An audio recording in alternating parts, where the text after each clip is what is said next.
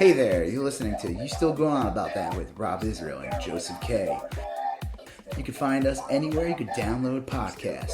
You could also find us on Instagram, Twitter, and Facebook at YSGOAT. Thanks for listening. I'm Rob Israel. I'm Joseph K. You still going on about that? All right, Joseph. It's almost the end of the month. I think by the time we're done with this podcast, it'll be June 1st. True. And by the end of this podcast, we'll have lost several more boats to the mighty Orca fleet that's been amassing in the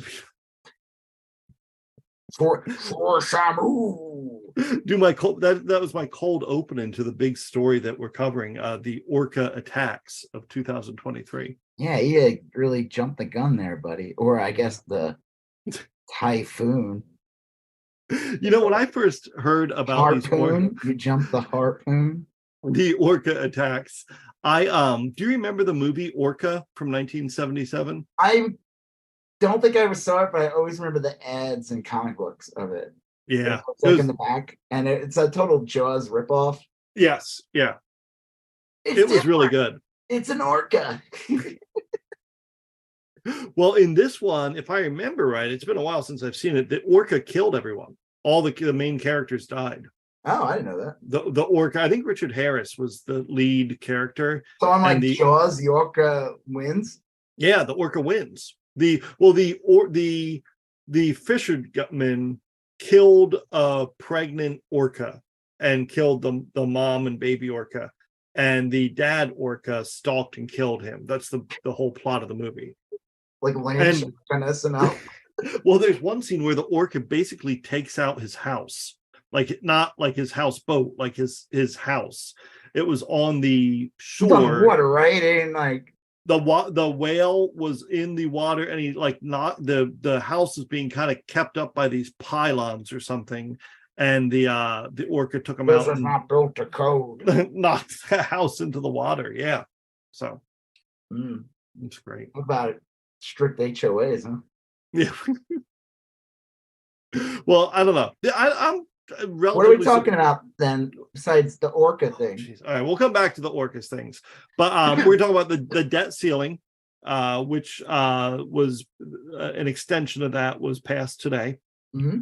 The Trump court stuff is kind of heating up, and apparently now they have a tape of him that they think might suggest he committed espionage, which is like a big deal.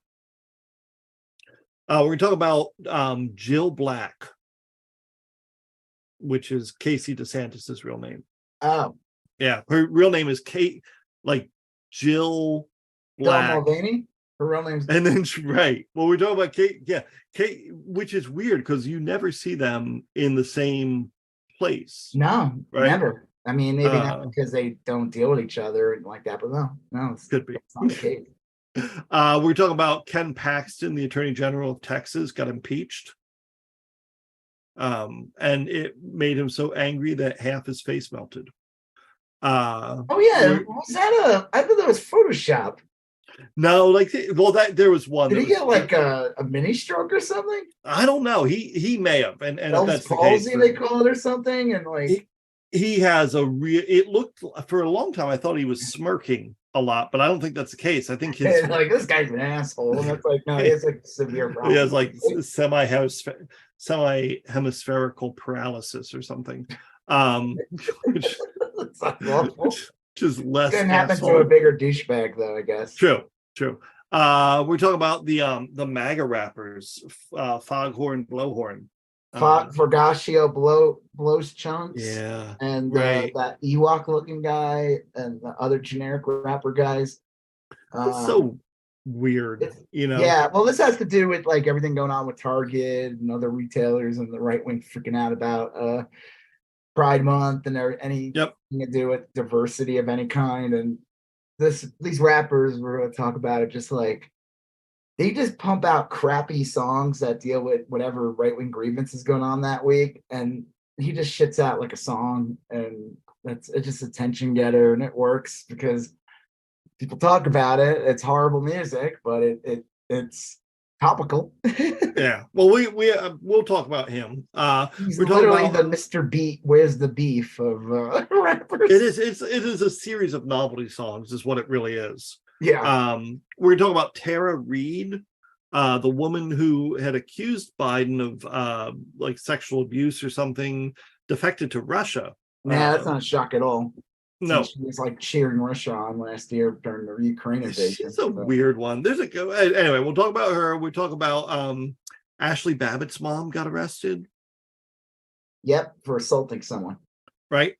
And we're going to talk about the QAnon shaman. That's kind of the last free one. And he plans on continuing his career as a QAnon shaman. I've learned nothing. I learned nothing, and I never will. Yeah, but anyway, back to the Orcas, which is where we are going to talk about some pop culture stuff after the Orca stuff. Oh yeah. But we're not going to be surprised. But okay. All right. So yeah, orcas are supposedly like been like coordinating and attacking boats. Yeah. Apparently these are like boats that have been kind of in the area, encroaching on the orcas' territory. And I guess there's been like isolated incidents of orcas like roughing up boats before, but the difference here is that they're saying the orcas are kind of working together as a team to assault these boats. They're like incredibly intelligent, right? Yeah. They're smart, and I like the orcas are like really kind of cool, interesting creatures. They're I always hate watching shows about them, like nature shows about them, because they spend like 90% of their time killing adorable seals, and the CEO, there's always a shot of like seals desperately trying to get out of the water, and an orca eats them, and the orcas don't even eat them. They like bat them around with their tails for 20 minutes and then like eat them. Sea cats? Yeah, basically. Yeah. They're like sea cats. That's a good way of putting it. Well, because like cats play with their food. Yeah. But they're real intelligent animals, and they're patient. Did you hear about hippos? How like they'll kill you, and the joke is that like they're herbivores? Yeah. So they are assholes. Yeah. Like, they will kill you. A hippo. They will hunt you and kill you.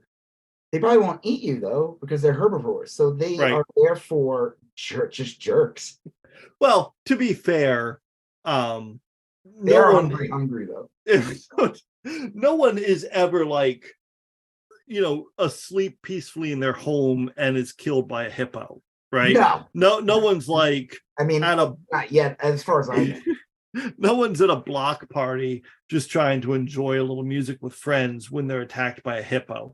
The people that are attacked by hippos are always in a river known to be frequented by hippos. And or when you step on this, what you thought was a stone, and only to be revealed to be a hippo. Right. Yes. Or that. And you're playing Pitfall or whatever. Or you were in the game Jumanji. Yes. Yeah. So, I mean, to say hippos are jerks, I mean, that's probably fair to some extent. But it's just that they don't have like a tiger will kill you or whatever, because like there's a good chance they're hungry and they're going to eat you. Yes. Predatory. Yeah. While a hippo really on a I guess from I don't know like the proper way to say it, but like they're not killing you for nourishment. Right. That's what makes them, I think, scarier. Yeah. But these orcas, and they say that they're afraid that these attacks are going to continue and escalate. So, which is probably the case. I mean, yeah, that's kind of scary. I mean, like, I don't know. Do you remember like, I don't know what else is to say about it, but do you remember like when you hear like shamu or orcas that were held in wild, like SeaWorld got shit on years ago? I don't think they never recovered. I think that movie Blackfin, they would say some bullshit saying that like orcas will only live to like 30 or 40 years old, when in fact they find orcas in the wild that are like 80. Yeah. And the reason why they're only living to 30, 40 years old is because they're living, one, they're probably depressed. Right. They live in a tank that they should be a literal prison when they should be allowed to roam free in the ocean. I just thought that was interesting when the SeaWorld's like, oh yeah, these things only live for 5 years. And people are like, no, they could live for like 80 to 100 years. Actually. Yeah. And that's even more reason murdering these things. It is weird. I mean, I hate zoos and shit like that. I mean, it's so unnatural to put like an animal in an enclosure and just like let people gawk at it. But I know that like, well, and it also depends. Like sometimes they do find like an injured animal, and if you rehab it and put it in a zoo, maybe it can never go back to the wild. And maybe like that's how you can help keep the species going or something. I mean, there are like. Did I ever tell you the time about the happy elephant? What? So one time we went to the zoo, the Dallas Zoo. Yeah. And they have a really amazing elephant section. It's a huge, huge space. Like, I mean, yeah, elephants should be allowed to like go further, but like it's a pretty big space. Like it's not like tiny, it's a big habitat. It's huge. It's like 20 feet. I'm just kidding. No, it's like acres. I don't know how big, but it gives them a lot of room. But like one of the elephants was coming not close to us, obviously, because there's like a barrier or whatever, but like, and he looked so happy. And I was like, and he started playing with something. He's like right near us. And all of a sudden I'm like, look, and he's growing a fucking fifth leg. Dude, he had a gigantic boner. Yeah. It was the most disturbing thing. This elephant's like, he's all happy and shit. I'm like, why is this elephant so happy? And he's like, that's no trunk. Dude, this dick was as big as his other legs. It goes down. Well, they have breeding programs there. You know, what? I mean, they have breeding programs there. That's a part of like ready to go. Locked and loaded. Watching her just like, what the fuck? Roger's like cracking up. Like, well, they had a very successful breeding program there where they, I'm pretty sure they had elephants and rhinos, and they would breed them together. And yeah, rhino elephants. No, they had a name for it. It was an elephino. Okay, you're just making up shit. Yeah, horned elephants. That's what we need. Yeah, I don't know. It is. So I'm mixed like that on one. That elephant was incredibly horny. Oh man, it's so weird. I was like, wait, what? Ew. Well, I'm supportive of orcas in general. I know they're dicks to seals, but maybe the seals had it coming. You saw what they did to Buster in Arrested Development. That loose seal. Yeah, right. Loose seal. His mom. Yeah, that was great. Yeah. All right. So anyway, you had actually an exciting non-orca event lately. You got to see an advanced showing of a film, an eagerly anticipated film. Yep, it's Polish Shores Biodome 2. Right. It was horrible as expected. Yes. A lot of people were hoping for like that Godfather 2 magic where the sequel surpassed the original. Right. But I mean, can you surpass shit? If you know what I mean? Like, yeah, he's getting a little old to play the weasel. Spider-Man Across the Spider-Verse. Yeah. Sequel. Is it called Across the Spider-Verse? Into the Spider-Verse was the original. I think you're right. I think it's Across the Spider-Verse. Yeah. Yes. Got to see that last night, Tuesday. So that's cool. Got to see it.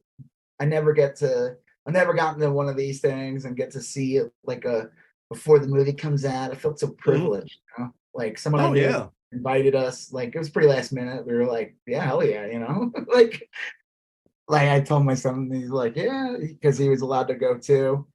And he was excited as well. I feel weird to go to that without him, but I mean, I probably would have anyway. But yeah. I would still taken him like the next week or something. Right. But yeah, it was great. I mean, like I said, it's seeing it as a screening was interesting because there was no trailers, just kind of went into it. Can't really talk about it too much. There was like a Sony executive, it was like hard to hear him. I think they said like don't tell anybody. Like right. I was videotaping it the entire time, and when he said So that, I felt a little bad.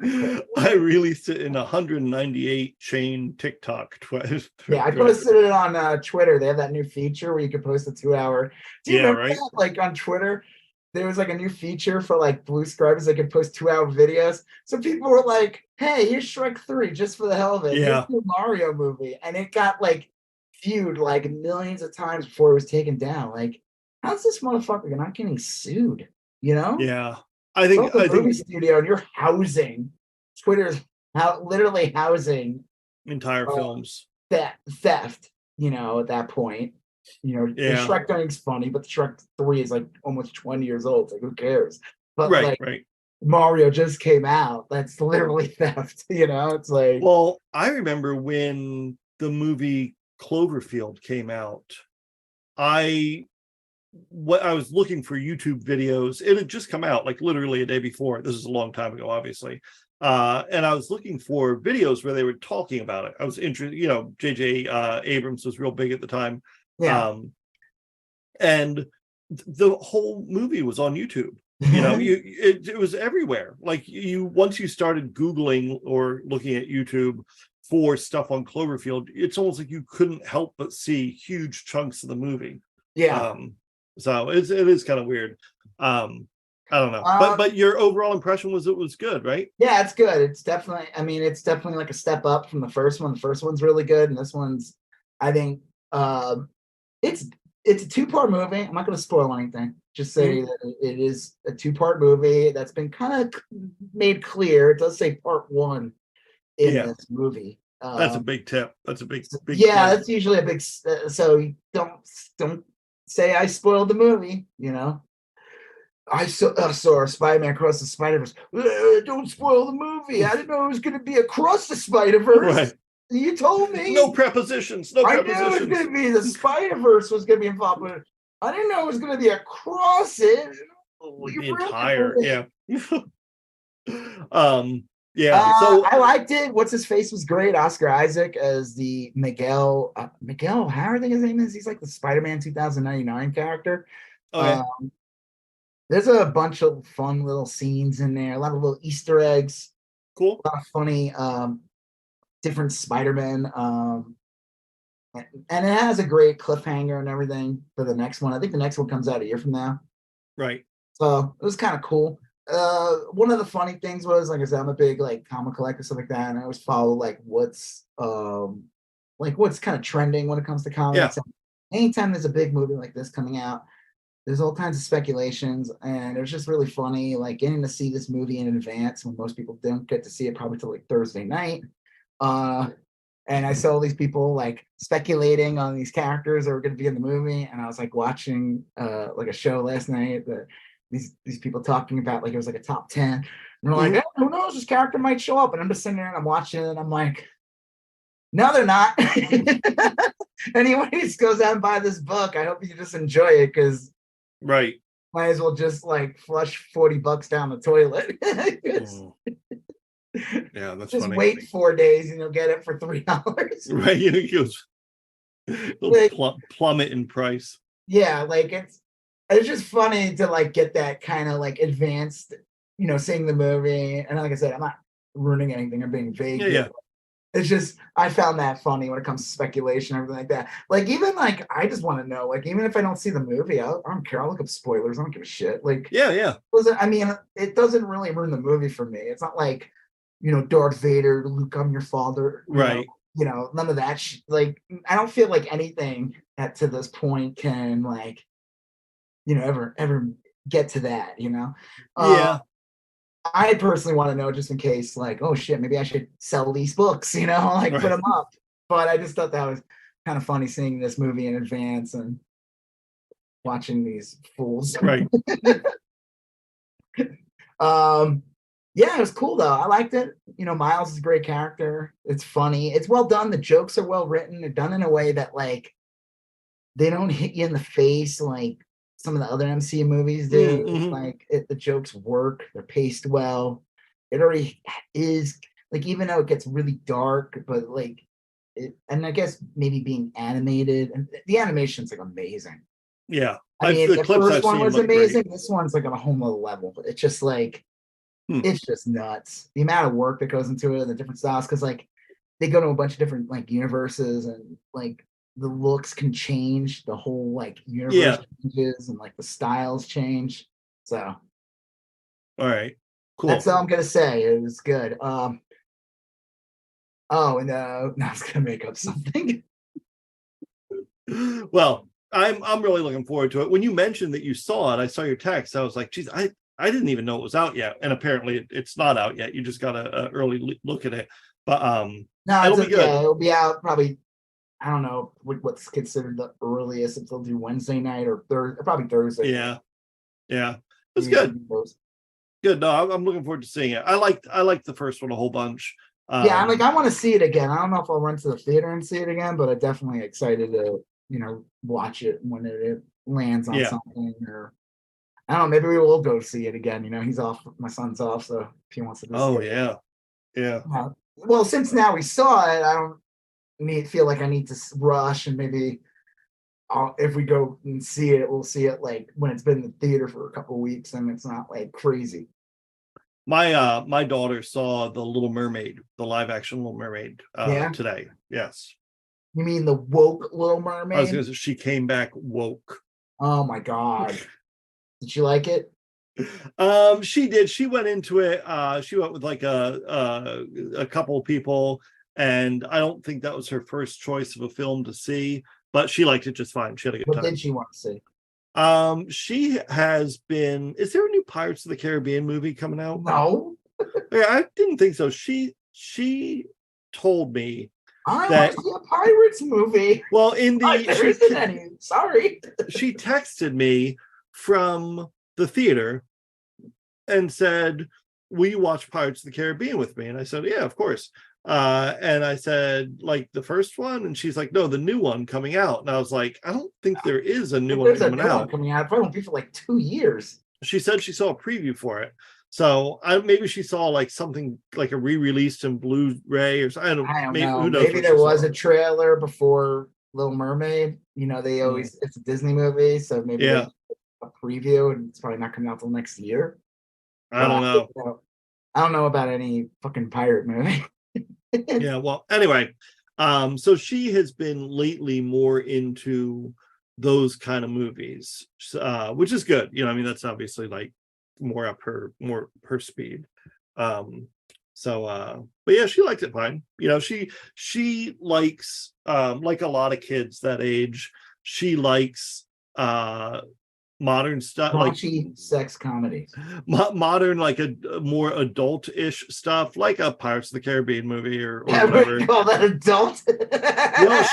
She watched Scream the other day, the first. Okay, that's Scream. A little more adult, because that's a straight up brutal horror movie at some point. That first one, we watched that together. That first one, I don't remember it being as gruesome as it was. It is pretty gruesome, the first one. Yeah.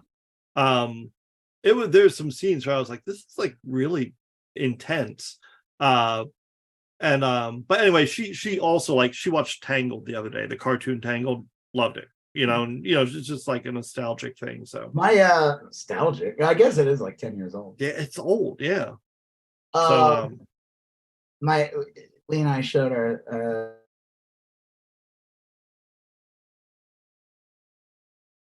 one. Guess which one?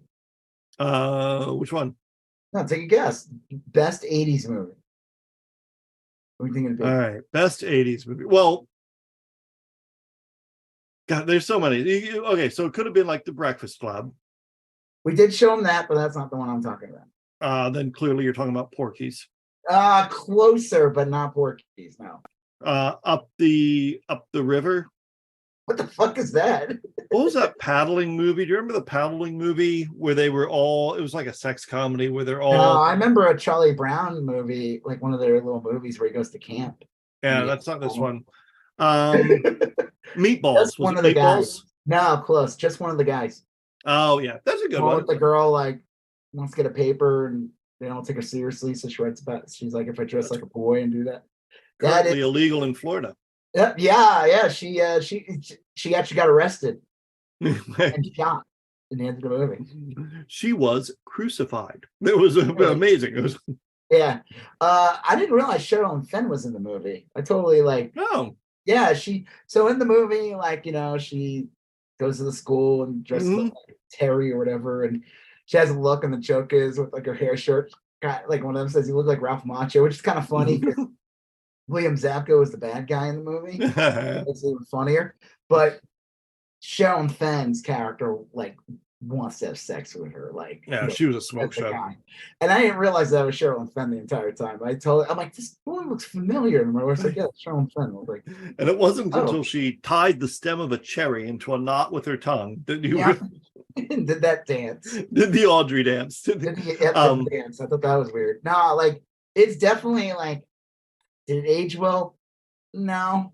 I mean, it's definitely antiquated. I mean, it's from like the mid 80s. Yeah. About like a 40-year-old movie here, which is crazy when you think about it. Yeah. It's like, you want to feel old. This movie is, in a few years, the movie will be 40 years old. Right. This movie, though, had some of the awesome, weird side characters. There was like weird two nerds that thought they were like Kang and Kodos. Yeah. And then there's like the guy who had lizards. He's like one of the best characters in the movie. He just has lizards everywhere. And it's just like, yeah, just throw a guy in the school who collects lizards. Yeah. Those 80s, yeah. A lot of the 80s. A lot of the 80s You've seen the movie, right? You know what I'm talking about? Oh, yeah, yeah. I saw that movie so many times. It was on HBO. I think I saw that movie as a kid. I've probably seen that movie like 30 times. And it has one of the best scenes ever in movie cinema. This was a PG-13 movie. I was trying to explain to my son that back in the day, PG-13, you could drop one F-bomb. Yep, yeah. Show a set of boobs once. Right. In a PG-13 movie. You couldn't do that before. Right. And in the PG-13 now, they would never do that. But it's when she tries to reveal to the guy she likes, the guy she ends up in love with. Yeah. But he thought he was a guy the whole time, and he thinks he's just gay. And it's like, she's trying to explain, no, I'm a woman, and she rips her shirt off, and it's a classic. Yeah.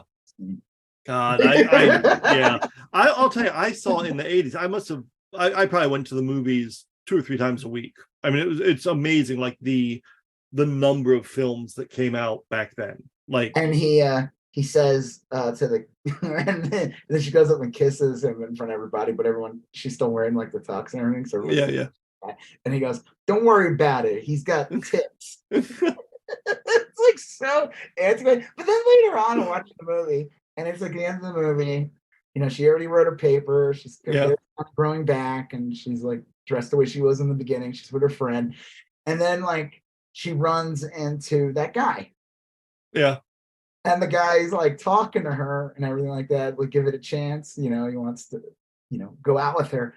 But then he just gets like real like, no, I'm the one that drives. Right. Yeah. I'm gonna get this movie. And I'm like, whoa, this part didn't age well.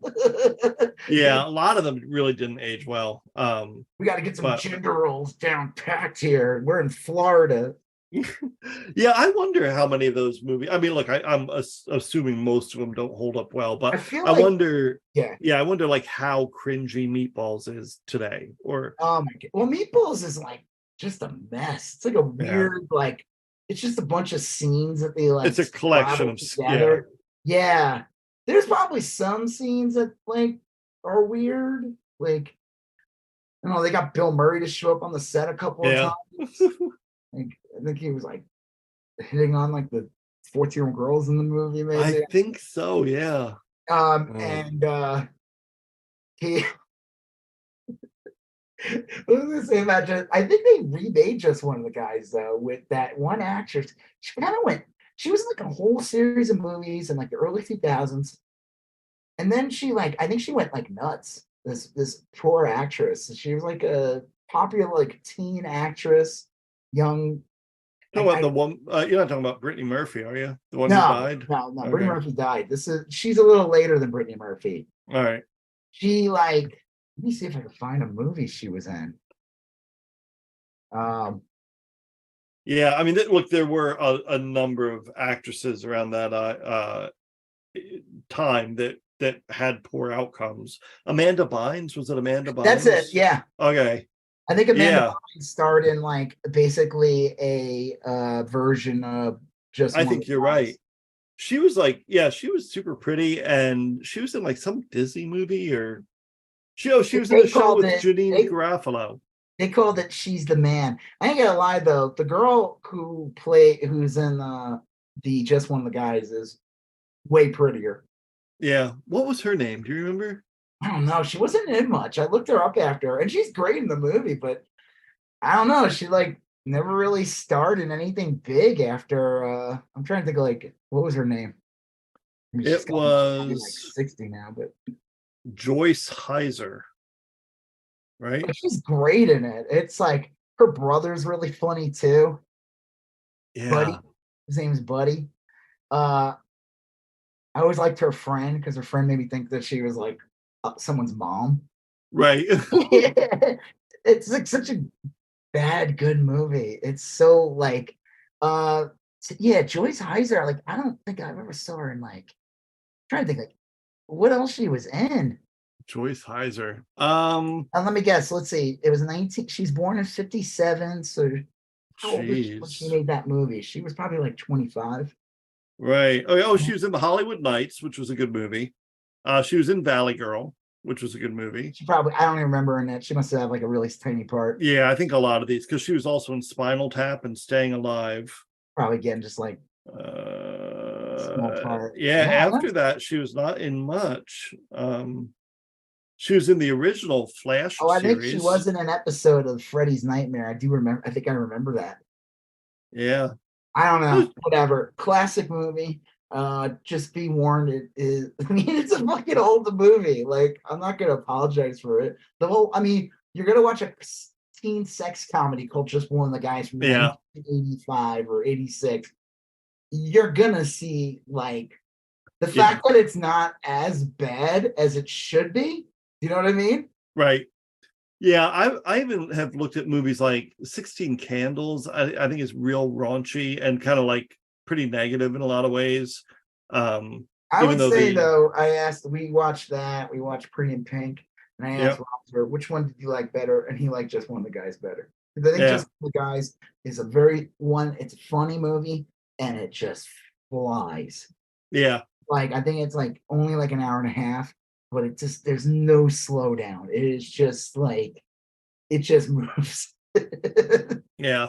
A lot of those movies back then, you're right, did suffer from like pacing issues where you could tell they made like a really good hour of film, and then they needed like 20 more minutes or so to like, I don't know, pad it out. You'd get like a montage. Extended walking scenes. Yep. You'd get like an entire song played at the beach or something. Yep. I mean, like just random shit like that. Even what was that great movie? Better Off Just Dead. One of the Guys. Every scene is important. Every scene matters. Every line of dialogue works. It flows like the river. Yeah. Not an ounce of fat on it. What was it? Better Off Dead had like that 3-minute segment where the hamburger sang a Van Halen song. Was that it? Yeah, I think, yeah. And that was a great movie, but like there's some padding in that. So Just One of the Guys says no slowdown. Just yeah, that's great. It's like RoboCop. It's Just One of the Guys in RoboCop. 2 perfect movies. Yeah, actually, you're right though. Like there's I always, that's like a pet peeve of mine when a story's paced poorly. You know, RoboCop's perfect. It's like 90 minutes long, and it just not 1 minute's wasted. Right. Yeah. I mean that's true. I mean it is like all action. So yeah. All right. Well, what do we got? We got some news stuff going on too. Well, right? We didn't talk about I saw Succession, the finale. Oh yeah. Okay, so you watched Succession and have finished. I actually got done with Ted Lasso. The last episode aired today. Yeah, I don't know anything about season 3 of Ted Lasso. Oh, it's so good. Have you watched any Ted Lasso? I watched season 1 and 2. I don't know anything about. I just remember like that little guy like being a jerk and being on the other guy's team now. Yeah, Rupert from Buffy. Yeah. That woman's ex-husband. He thought was gonna be like a nice guy, and he starts like a rival team or whatever, and kind of poaches that guy as a coach.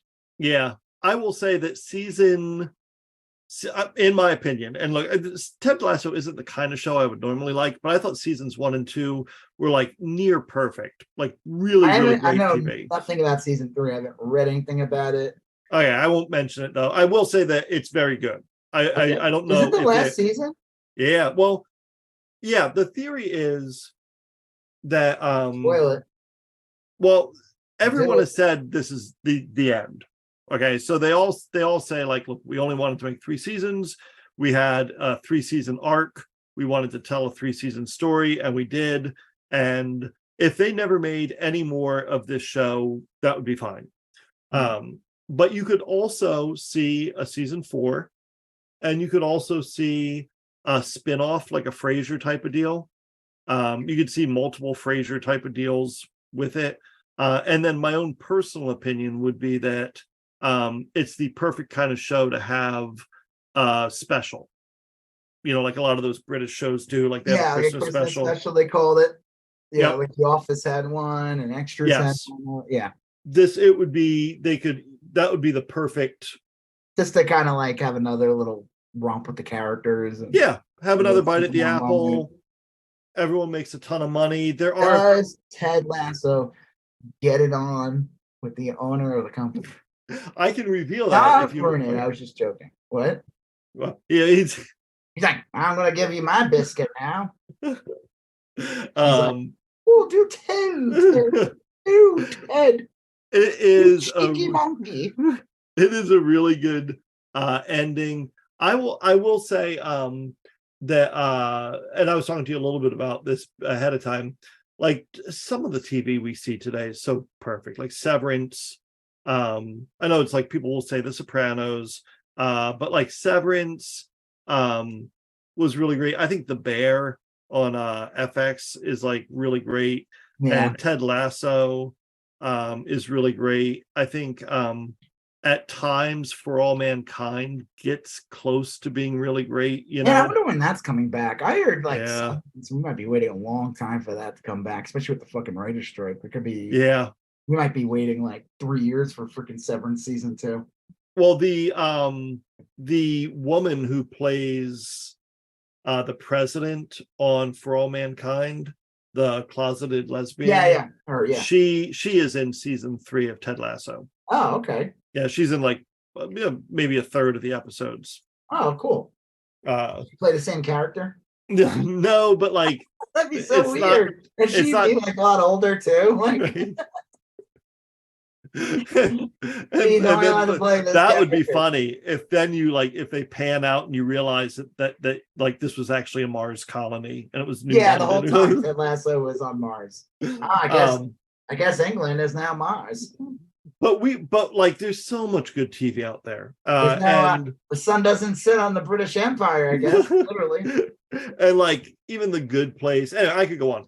But like I'm really gonna miss these characters. And like genuinely, like I probably miss these characters more than I miss most people I know in my life. That's sad, right? But it's true. Like nothing can come close to television in doing this. If you read a book, then you have like just your imperfect interpretation of the book or whatever. And a movie is like kind of a short, finite thing. But television, like if you do 12 episodes a year over 3 years, like this Ted Lasso did, you can like really work with these characters and they come to life. Like how long are these seasons? I thought they're only like 6 episodes. I think the last 2 were 12 episodes. Maybe the first season was 8 episodes or something. Okay, so it doesn't follow the actual British structure. Like British shows are always like 6 episodes. No, I think there's like 34 episodes of Ted Lasso. But anyway, and I haven't finished Succession yet, but like I know those characters, I mean, I well, you read up on it, so you know how it ends, right? Yeah, I would want to know.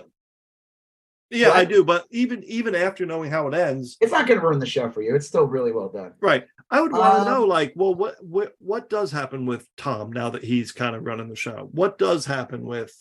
I mean, the way the show ends is really good because it it just leaves everything open. Like spoilers from Succession. Past 3 episodes were like really good. The one like 2 episodes ago was the election episode, and that's the one where a little like fascist gets in, and the people running the company, like the family, like Roman's the Kieran Culkin character, and he's just a little fascist douchebag.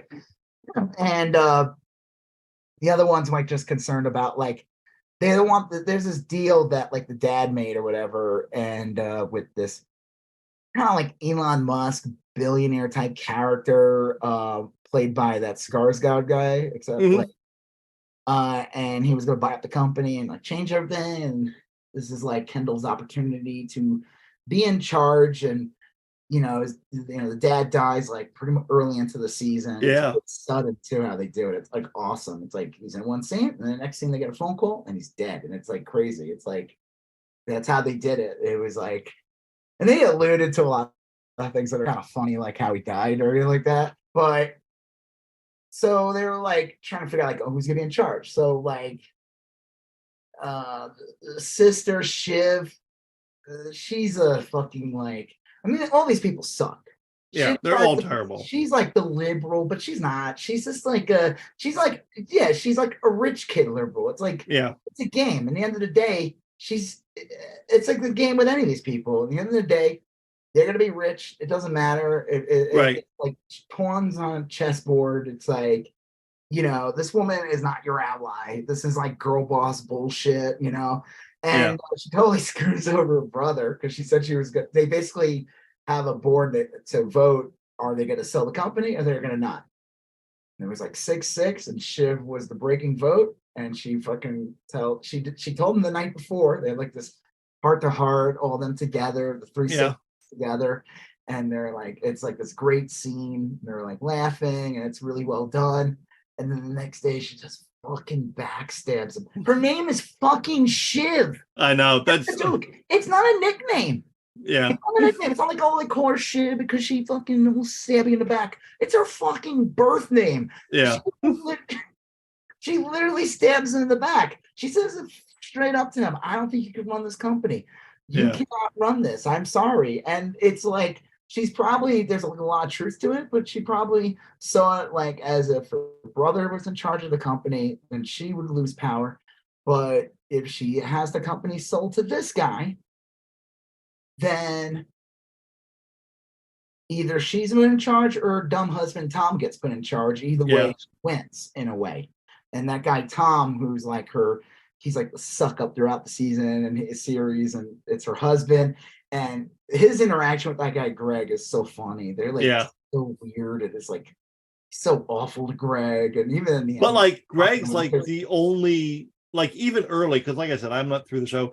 Even early in the show, you can tell he's like totally antagonizing Greg, but like he also kind of like Greg's all he's got, he's like his guy. Like he doesn't really have, Tom doesn't really have any friends. He doesn't really, like, the family doesn't, except the dad kind of acknowledged him and everything. Yeah. But like the 2 brothers don't care for him, and the Shivs like kind of, they have like a bizarre relationship anyway. They hate each other.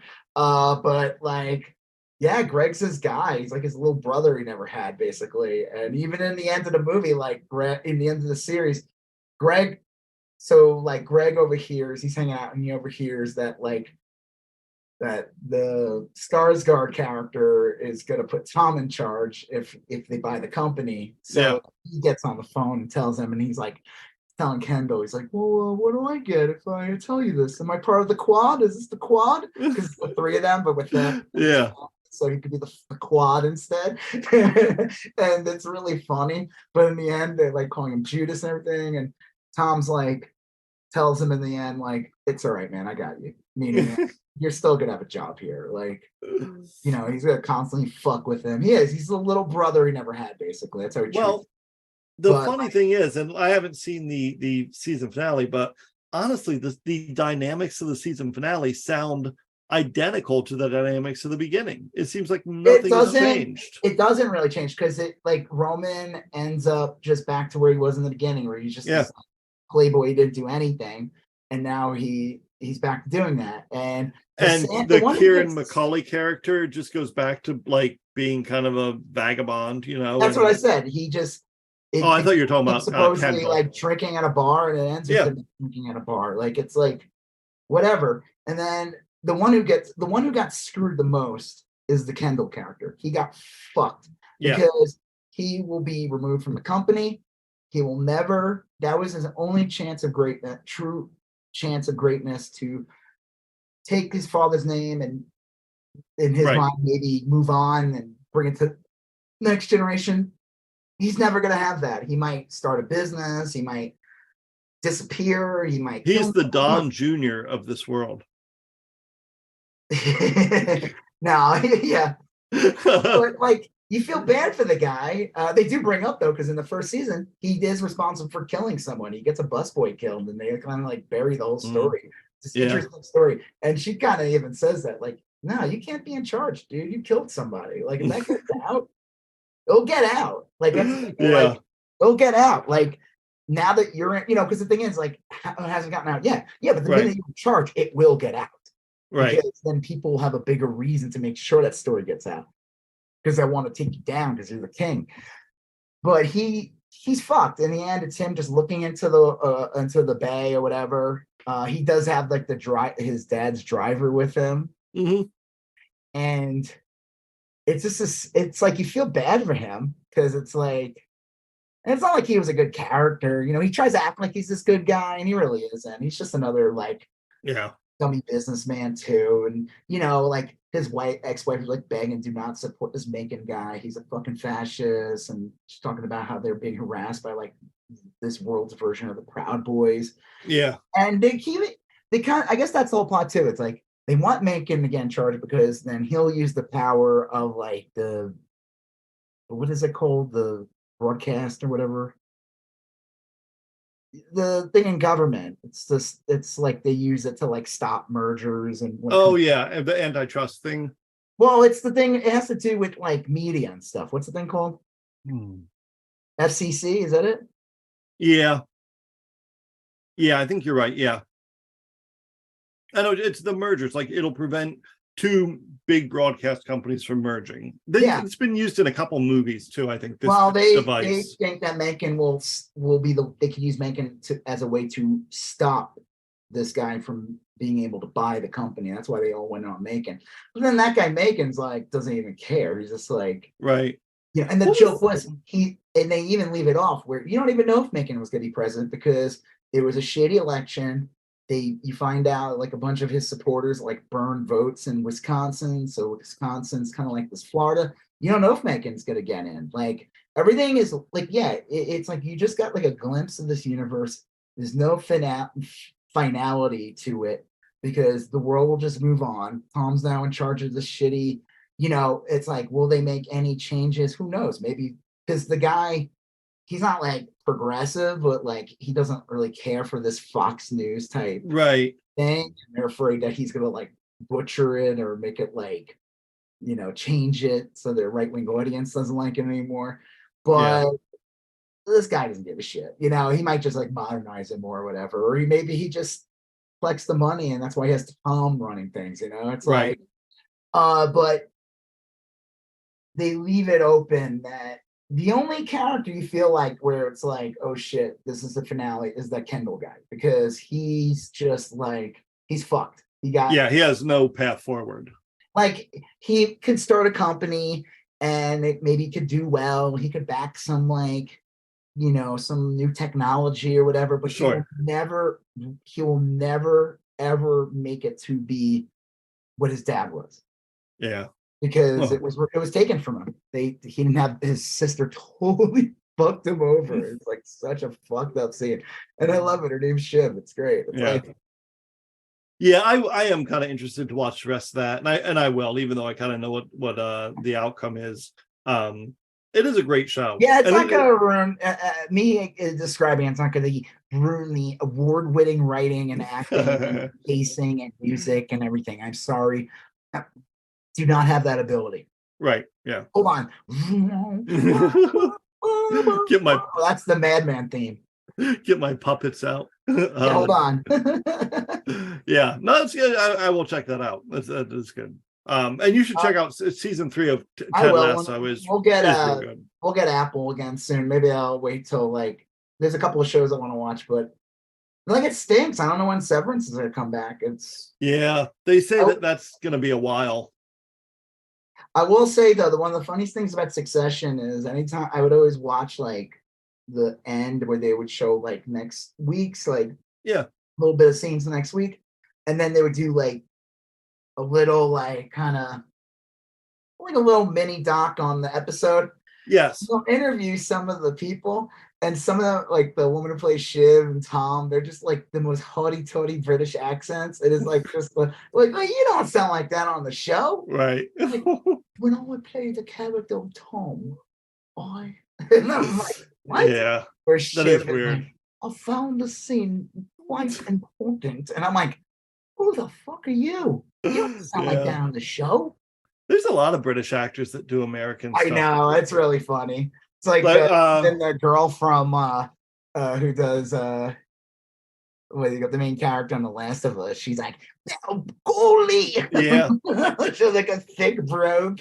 Well, the lead character on Walking Dead is British. Yeah. And he's like this, like they always say that British people can do a good Southern accent. Yeah, I can see that. I know, like in an interview, Andrew Lake, and he'd be like, he's like grit his teeth on the show, and he's like, we gotta stop Negan. And then the credit, he's like, when I played the character with a little cup of tea, when I played on his journey of self-discovery, he like turns into the brainy gremlin. When my character grabbed a knife and put it in the back of the zombie's head, have you seen it again in another one? Have you seen the previews for the new Walking Dead series, the one that takes place in New York City? No, I kind of don't care. I'm gonna watch the new one. Well, I don't have AMC, so I'm not gonna see it. I'll wait until it airs on like. I feel like they tend to end up on Netflix. At least all the Walking Dead did. Yeah. I just hate. It was like I hate these network TV shows with the commercials. Like there's it's like a lot. I watched Snowpiercer season 3 on HBO Max, and it was just like without the commercials though. So I got to each episode was like 10 minutes long, and it's jarring. Yeah, how all these shows are like designed for commercials, so you get these like hard breaks, and you're just like, and it's like right. The worst are the cliffhanger hard breaks where it's like clearly meant to be a cliffhanger, but then like it immediately picks up again, and like well. So the Glad Bag, the Glad Bag commercial, and now we're back. Right. Yeah. Do you know what I saw real quick, and we'll move on. I want to bring it up because there's like this trend now of movies that are like getting ridiculous. I saw the movie Air. It's on Amazon Prime. It's Ben Affleck and Matt Damon. Oh yeah, yeah. It's basically about Nike acquiring Michael Jordan and creating Nike Air or Jordan Air Jordans, and it's like it's well done. It's great. It's like a good movie about like, oh, will they get in?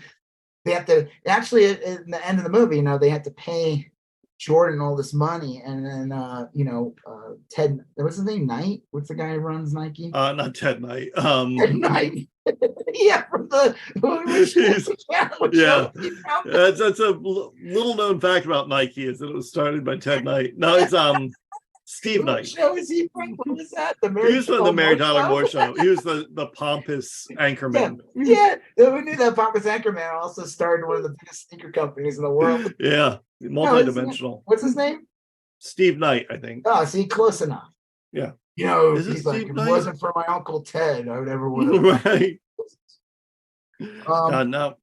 They're like, well, now that we're eating into our profits because we got to pay the Jordan family and we got to pay him for every year, and he gets a piece of the profits. We have no choice but to open these sweatshops in these countries and have little children make them. Yeah, I'm sorry. That was not in the movie. I made that. I didn't make Phil it. Knight. It really happened. Yeah, that really happened, but that's not that's probably not how it happened. Oh wow. But now, like, okay, so they made like a movie about Tetris recently. Yep, yeah. And I swore there's another movie that came out that has to do with like the making of something. I thought this was a joke. They announced that they're going to make a movie about the John Madden football game series. Oh, I can see EA that. Sports. And Will Ferrell is going to play John Madden. John Madden. Which is kind of funny because I have a feeling he's just going to end up sounding like his Harry Carey character. Yeah. What's going on here? I would see that, honestly. I remember playing. It's so stupid. Like, what's the movie gonna be?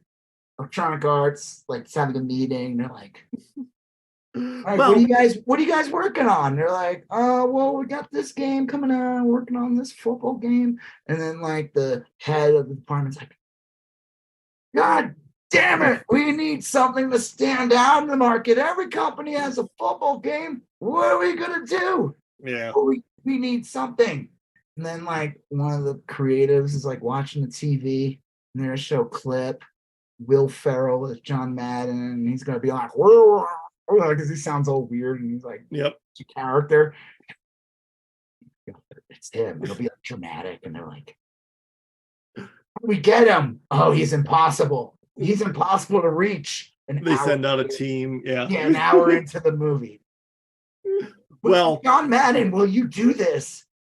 It did revolution. I mean, it really changed the way people played sports video games. I have an idea for a game. And they sit around. All right. Oh, this is great. We'll be able to make, if we're lucky, they'll in the movie, I'll end with them making a joke, like a little joke, like, if we're lucky, we'll make a second or third. Right. One. Yeah. Because they made like 40 of them or something. But then, like, when they'll be like, I have an idea. What if we make one every year? And we just literally change like 2 things and we just like update it just a bit.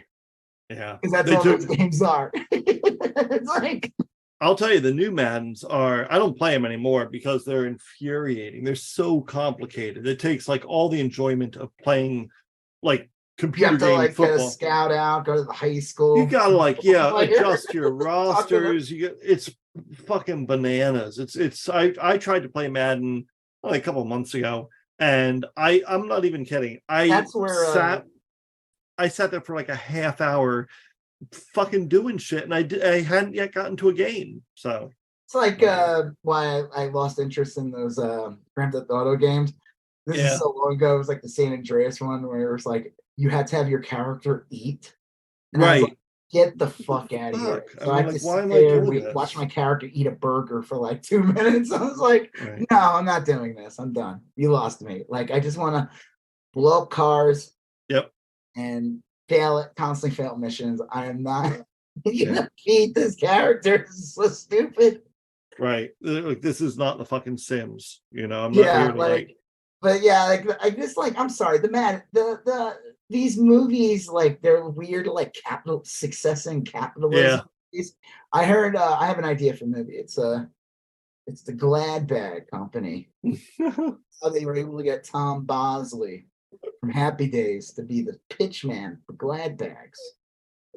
Wow. And people may think that it was probably just a simple thing of like calling up Tom Bosley's agent and asking him if he was willing to sell plastic bags on TV. It's deeper than that. It involves some separation, some a lost child. I would watch. I actually like this. Family. I don't love the pro-capitalist or the capitalist apologist message they send, but I do like them. I mean, if they had I would probably watch a Scott Tissue Mr.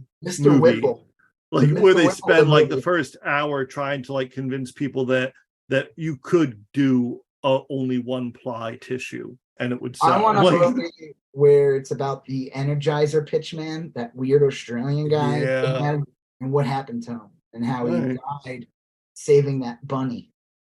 Well, he saved the bunny, and that's how the bunny became the pitchman. He was like, Speaking of capitalist front persons, this wasn't on our list, but Elizabeth Holmes reported to prison. Did you see that? Oh, she's actually going to jail? She is in jail now. How long is she going away for? 11 years. Wow.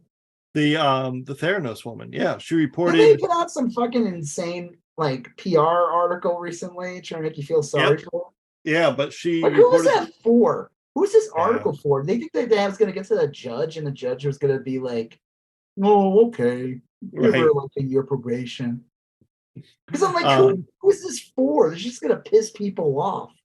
Yeah, I think that honestly, it might have been part of her effort to. I didn't read the whole article, reduce their sentence or something, or to like have an easier time once she went to jail. Like, because they probably published that after it was clear she was going to go to jail. Weekends.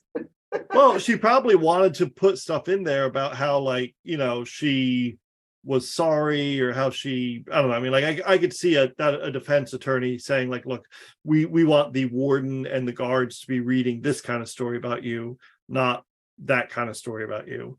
But yeah, there's a shot of her. She reported to a prison camp outside of Houston.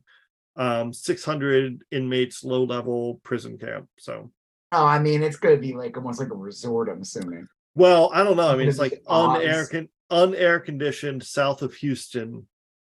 Sounds like it might be rough. You really think it's not going to be air conditioned? I don't know. We'll see. Man, that'd be hot as fuck. Yeah, that would suck. God, Houston's like a armpit. No turtlenecks there. No, no black turtlenecks there. That definitely not. Yeah, I always find it, before we move on, I always find it interesting about that person, like how she was just some like fucking like, you know, trustful, like not trustful, but so very well connected. Yep. And they try to make it sound like she just came out of nowhere and everything, and it's like Enron dad. It's like and her dad knew people, and I mean, it was all like, it all made a lot more sense when you heard that part of the story. You know, we talked about that when we talked about the show, and I think we brought up like, who was like one of the main benefactors. He was like this famous rich guy. It was George. Someone who worked in the Schultz. George Schultz. And you're like, normal people don't get to associate with George Schultz. Yeah, he's not going to have your back. No, I mean, like, doesn't happen. If you knew George Schultz, you could have him introduce you to anyone, and you get a cushy job, and then you'd be on your way to millions. You know, I mean, oh well. Well, anyway, she's in prison now, so there's that. Well, I hope it's got some cushy, like some beds or something. I don't know. They said she has to. One of the rules of the camp is that she has to maintain a 40-hour-a-week job, and she gets paid 12 cents an hour. Is that true? Yeah, no, I'm like, that's true. So she gets to enjoy slave labor, basically. Mm-hmm.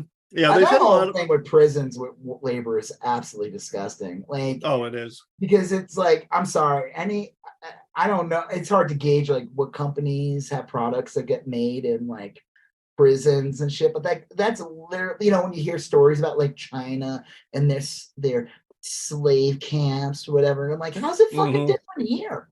How? Yeah. What? Was it better working conditions here? Bullshit.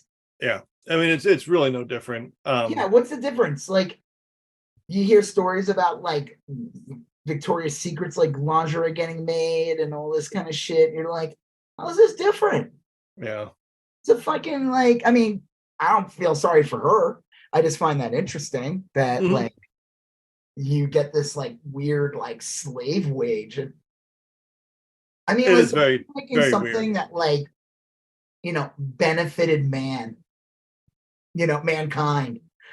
You know, like, oh, we work on like solar panels, right? That will be given out free to people, or we work on like care packages from around war-torn. You know, like the stuff you're working on has like some sort of value, like ethical value, that like, and instead it's just like, nah, we're making Bob the Builder pajamas for kids. Bob the Builder. So apparently she has like 11 years to think about it. So that's I hope she gets a lot of work done in those 11 years. Yeah, right. She could make probably like $100 or so over those 11 years. Like $100 a year. Ridiculous. If you worked, actually, that's a good thing. So let's say you work 20 hours, no, 40 hours a week. And you get 2,000 hours a year is the 40 hours a week, and you got paid 12 cents per hour, then you would make $240 in a year times 11.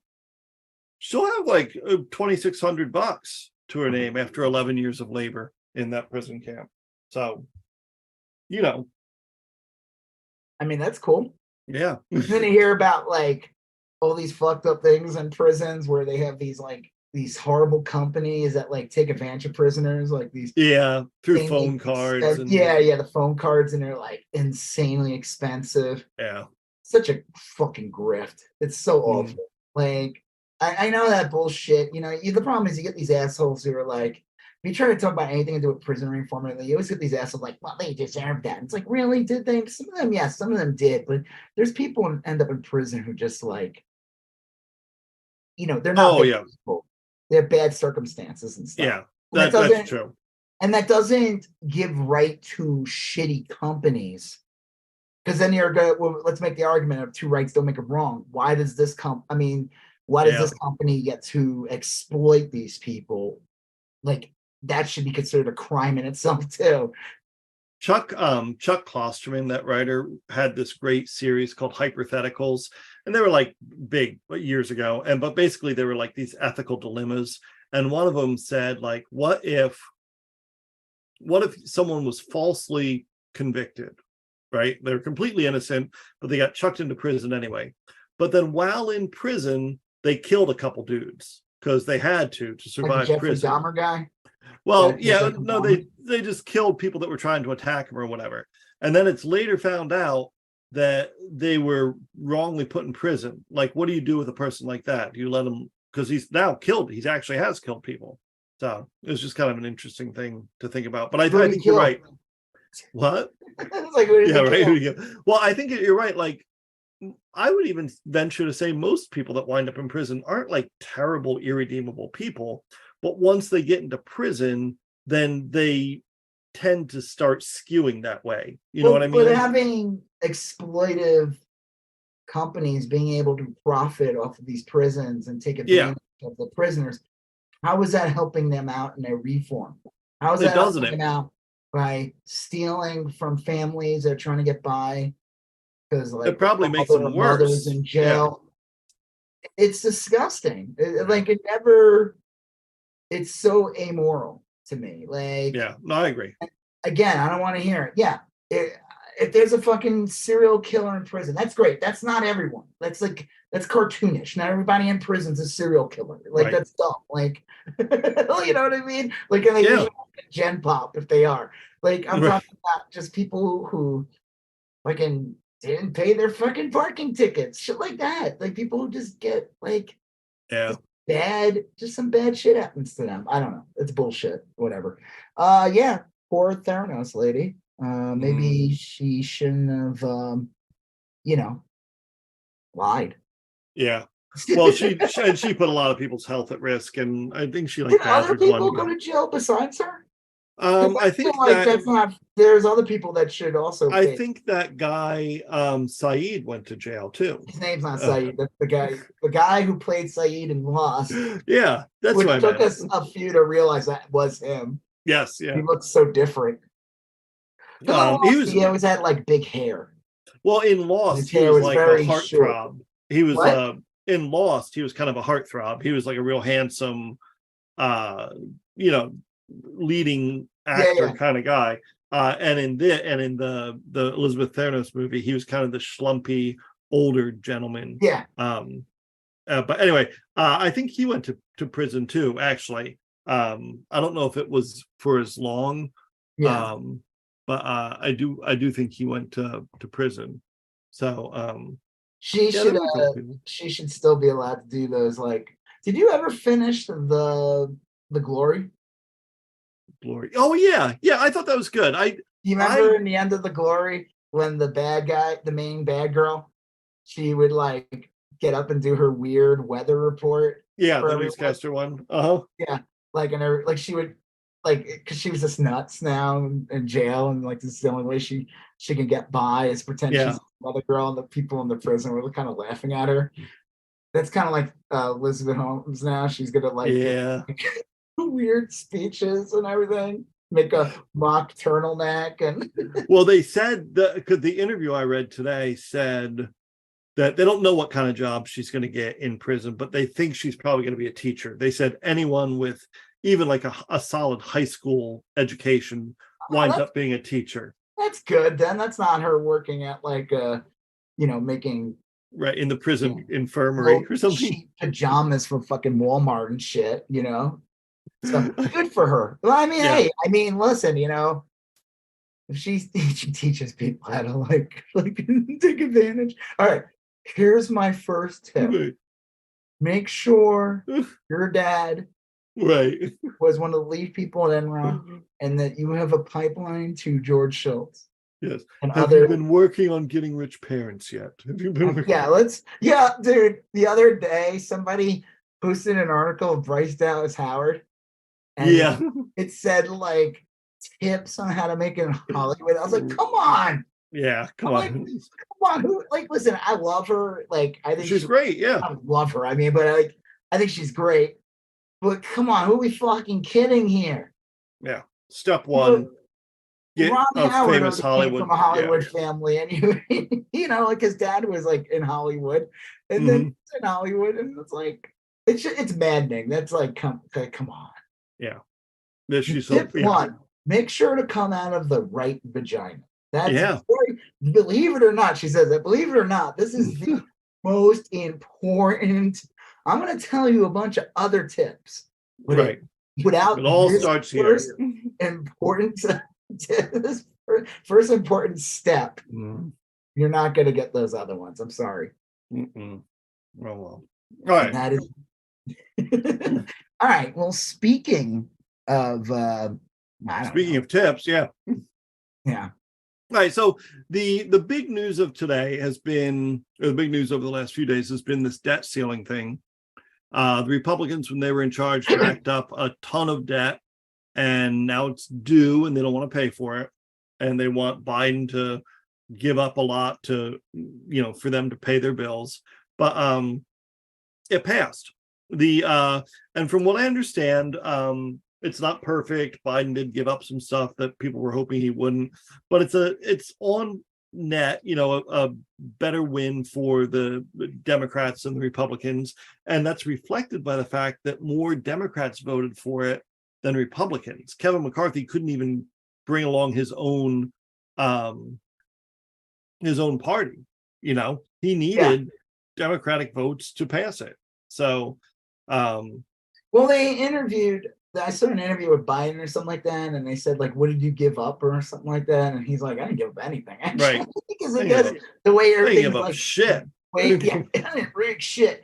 Like the way things are actually written, that like even like a lot of the stuff that you thought like is going to be removed isn't going to be removed in the end, and it still has to go to the Senate anyway.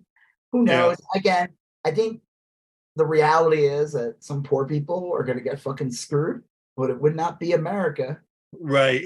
Poor people getting screwed. Like, that's my feeling. I think that whole nonsense of like work for welfare is complete horseshit. Oh yeah. Give them an actual fucking job if that's the case. A job with benefits, an actual job where they are an employee of the company, not some bullshit where a company takes advantage of a program by the government. These people don't technically work for the company, so they don't get any of the company's benefits. Because I remember that was a big thing in Bowling for Columbine. They talked about like this thing work for welfare bullshit, and started really under Clinton a lot.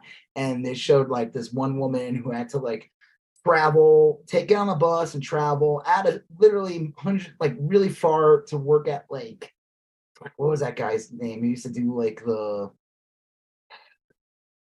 New Year's Eve shit. The oldest Dick Clark. Dick Clark, one of the restaurants, and she had to like work, but she wasn't an employee there. She was just like, it was like they were taking advantage of some government contract, so they're not really even paying this woman. and her kid wasn't being attended to. She was not home, and her kid shot somebody. It was like, but I mean, again, obviously, end result of a bad thing. But like this whole work for welfare is a scam. Welfare is there for a reason, and if you're not going to give a person an action, I'm fine. If it was like this woman actually got a job, a real job where she worked for the company and she's could get raises and was under the fucking company's umbrella and could say she's an actual employee.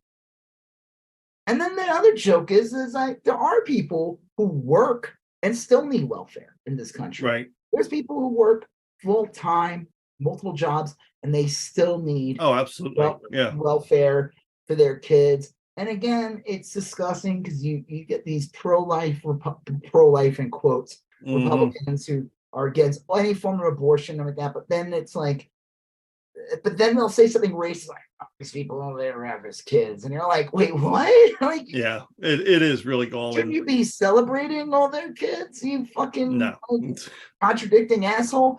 But I don't think it's a victory. I mean, listen, what if less stuff was going to be cut, but it still sucks, and I hope that something gets changed. But to me, it just seems like this just further evaporates government assistance when needed, and in the end of the day, the Republicans win. Because they hate government assistance in any form. Well, they too have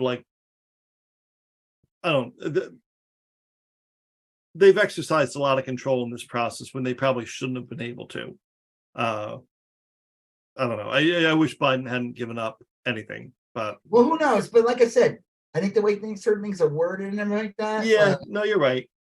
I don't know. I have to see what it says in the end, and I don't know. It's like I have to actually I need to read what is actually there, not some bullshit editorial, not some fucking headline, But it's funny though because a lot of the MAGA Republicans are freaking out, and I think Matt Gaetz was being interviewed and saying how, Kevin McCarthy basically broke whatever rule, and they could, if they wanted, they could get rid of him. Yeah. Well, I think you're right. I think that was the whole point of why they put that poison pill or whatever they call it in their agreement. But they could have gotten rid of McCarthy at any time all day, and none of them did. I mean, it's like, who are they going to replace him with?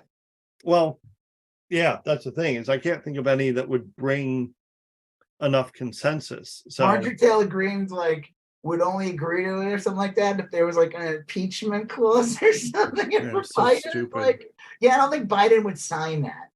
Yeah, right. She said it's fucking waste of time. She was trying to get all this attention of putting in articles of impeachment. I think none of it.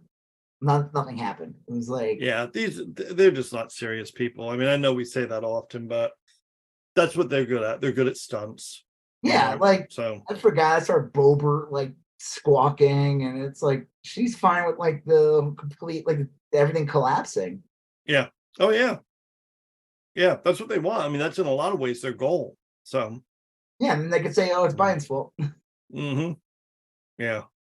Well, I don't know. I mean, I do know I don't know. How's this? I mean, besides okay, the government not defaulting or whatever, but I don't know.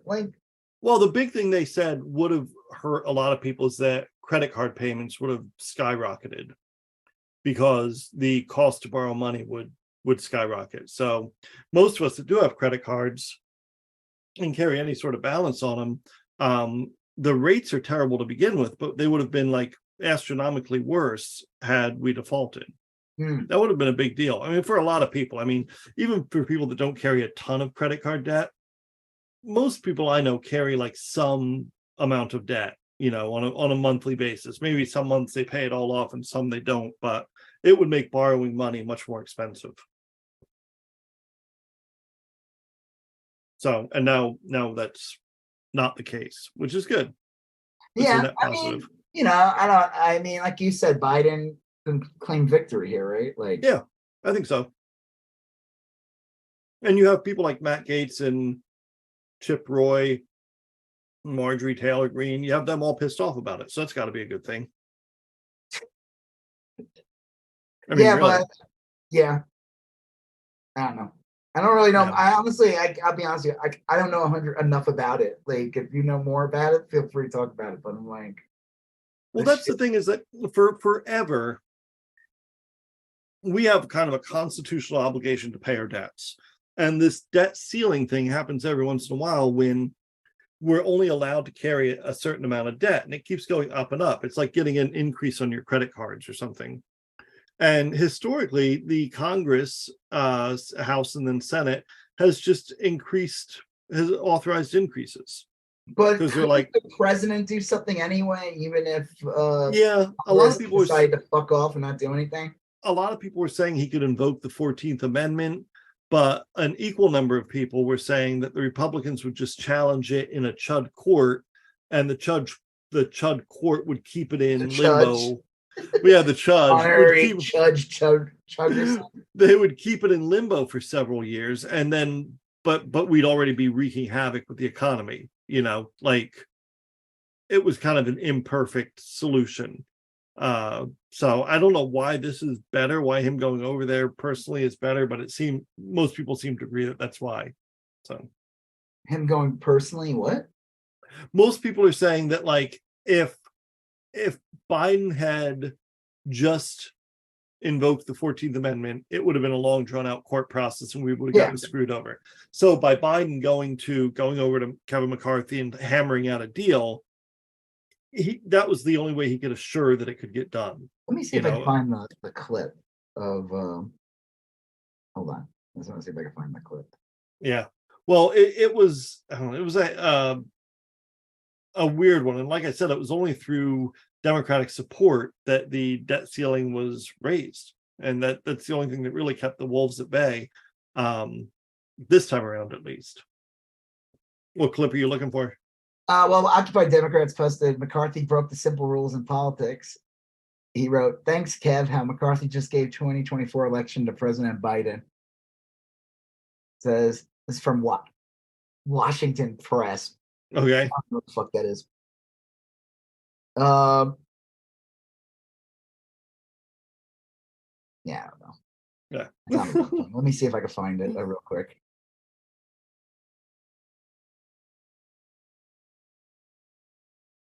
Well, Occupy Democrats is like, I don't know. They follow me on Twitter, but like, it's just like, whatever. I don't really take that one super seriously.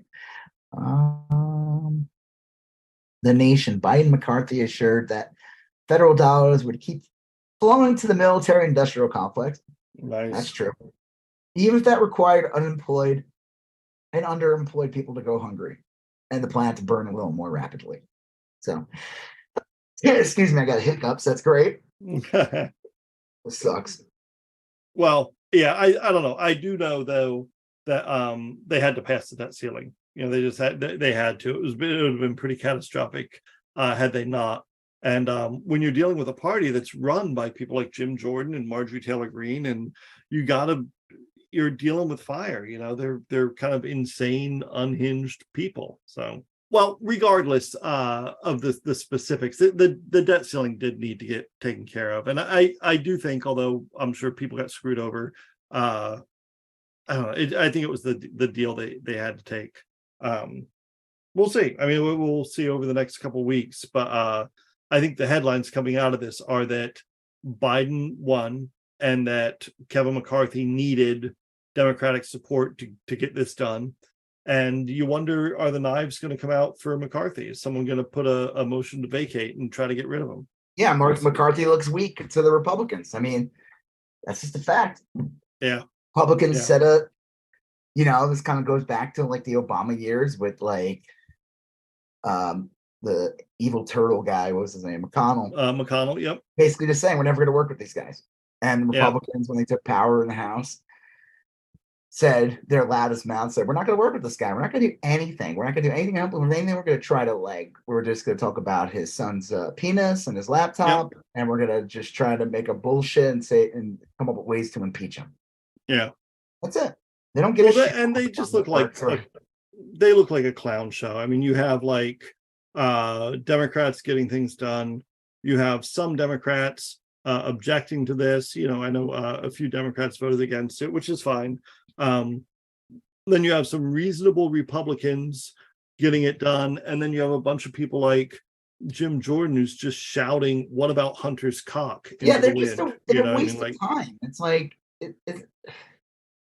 their sole purpose is to like just destroy government, and I don't know, whatever. Well, it does bring up something. We'll talk about that later when we talk about Ken Paxton. You do see a split in the Republican Party. I mean, I don't know. They're all awful. I don't know where the split really is. They all have the same horrible beliefs, so I don't know. Like, I think there are some Republicans that are evil and some that are nihilistic.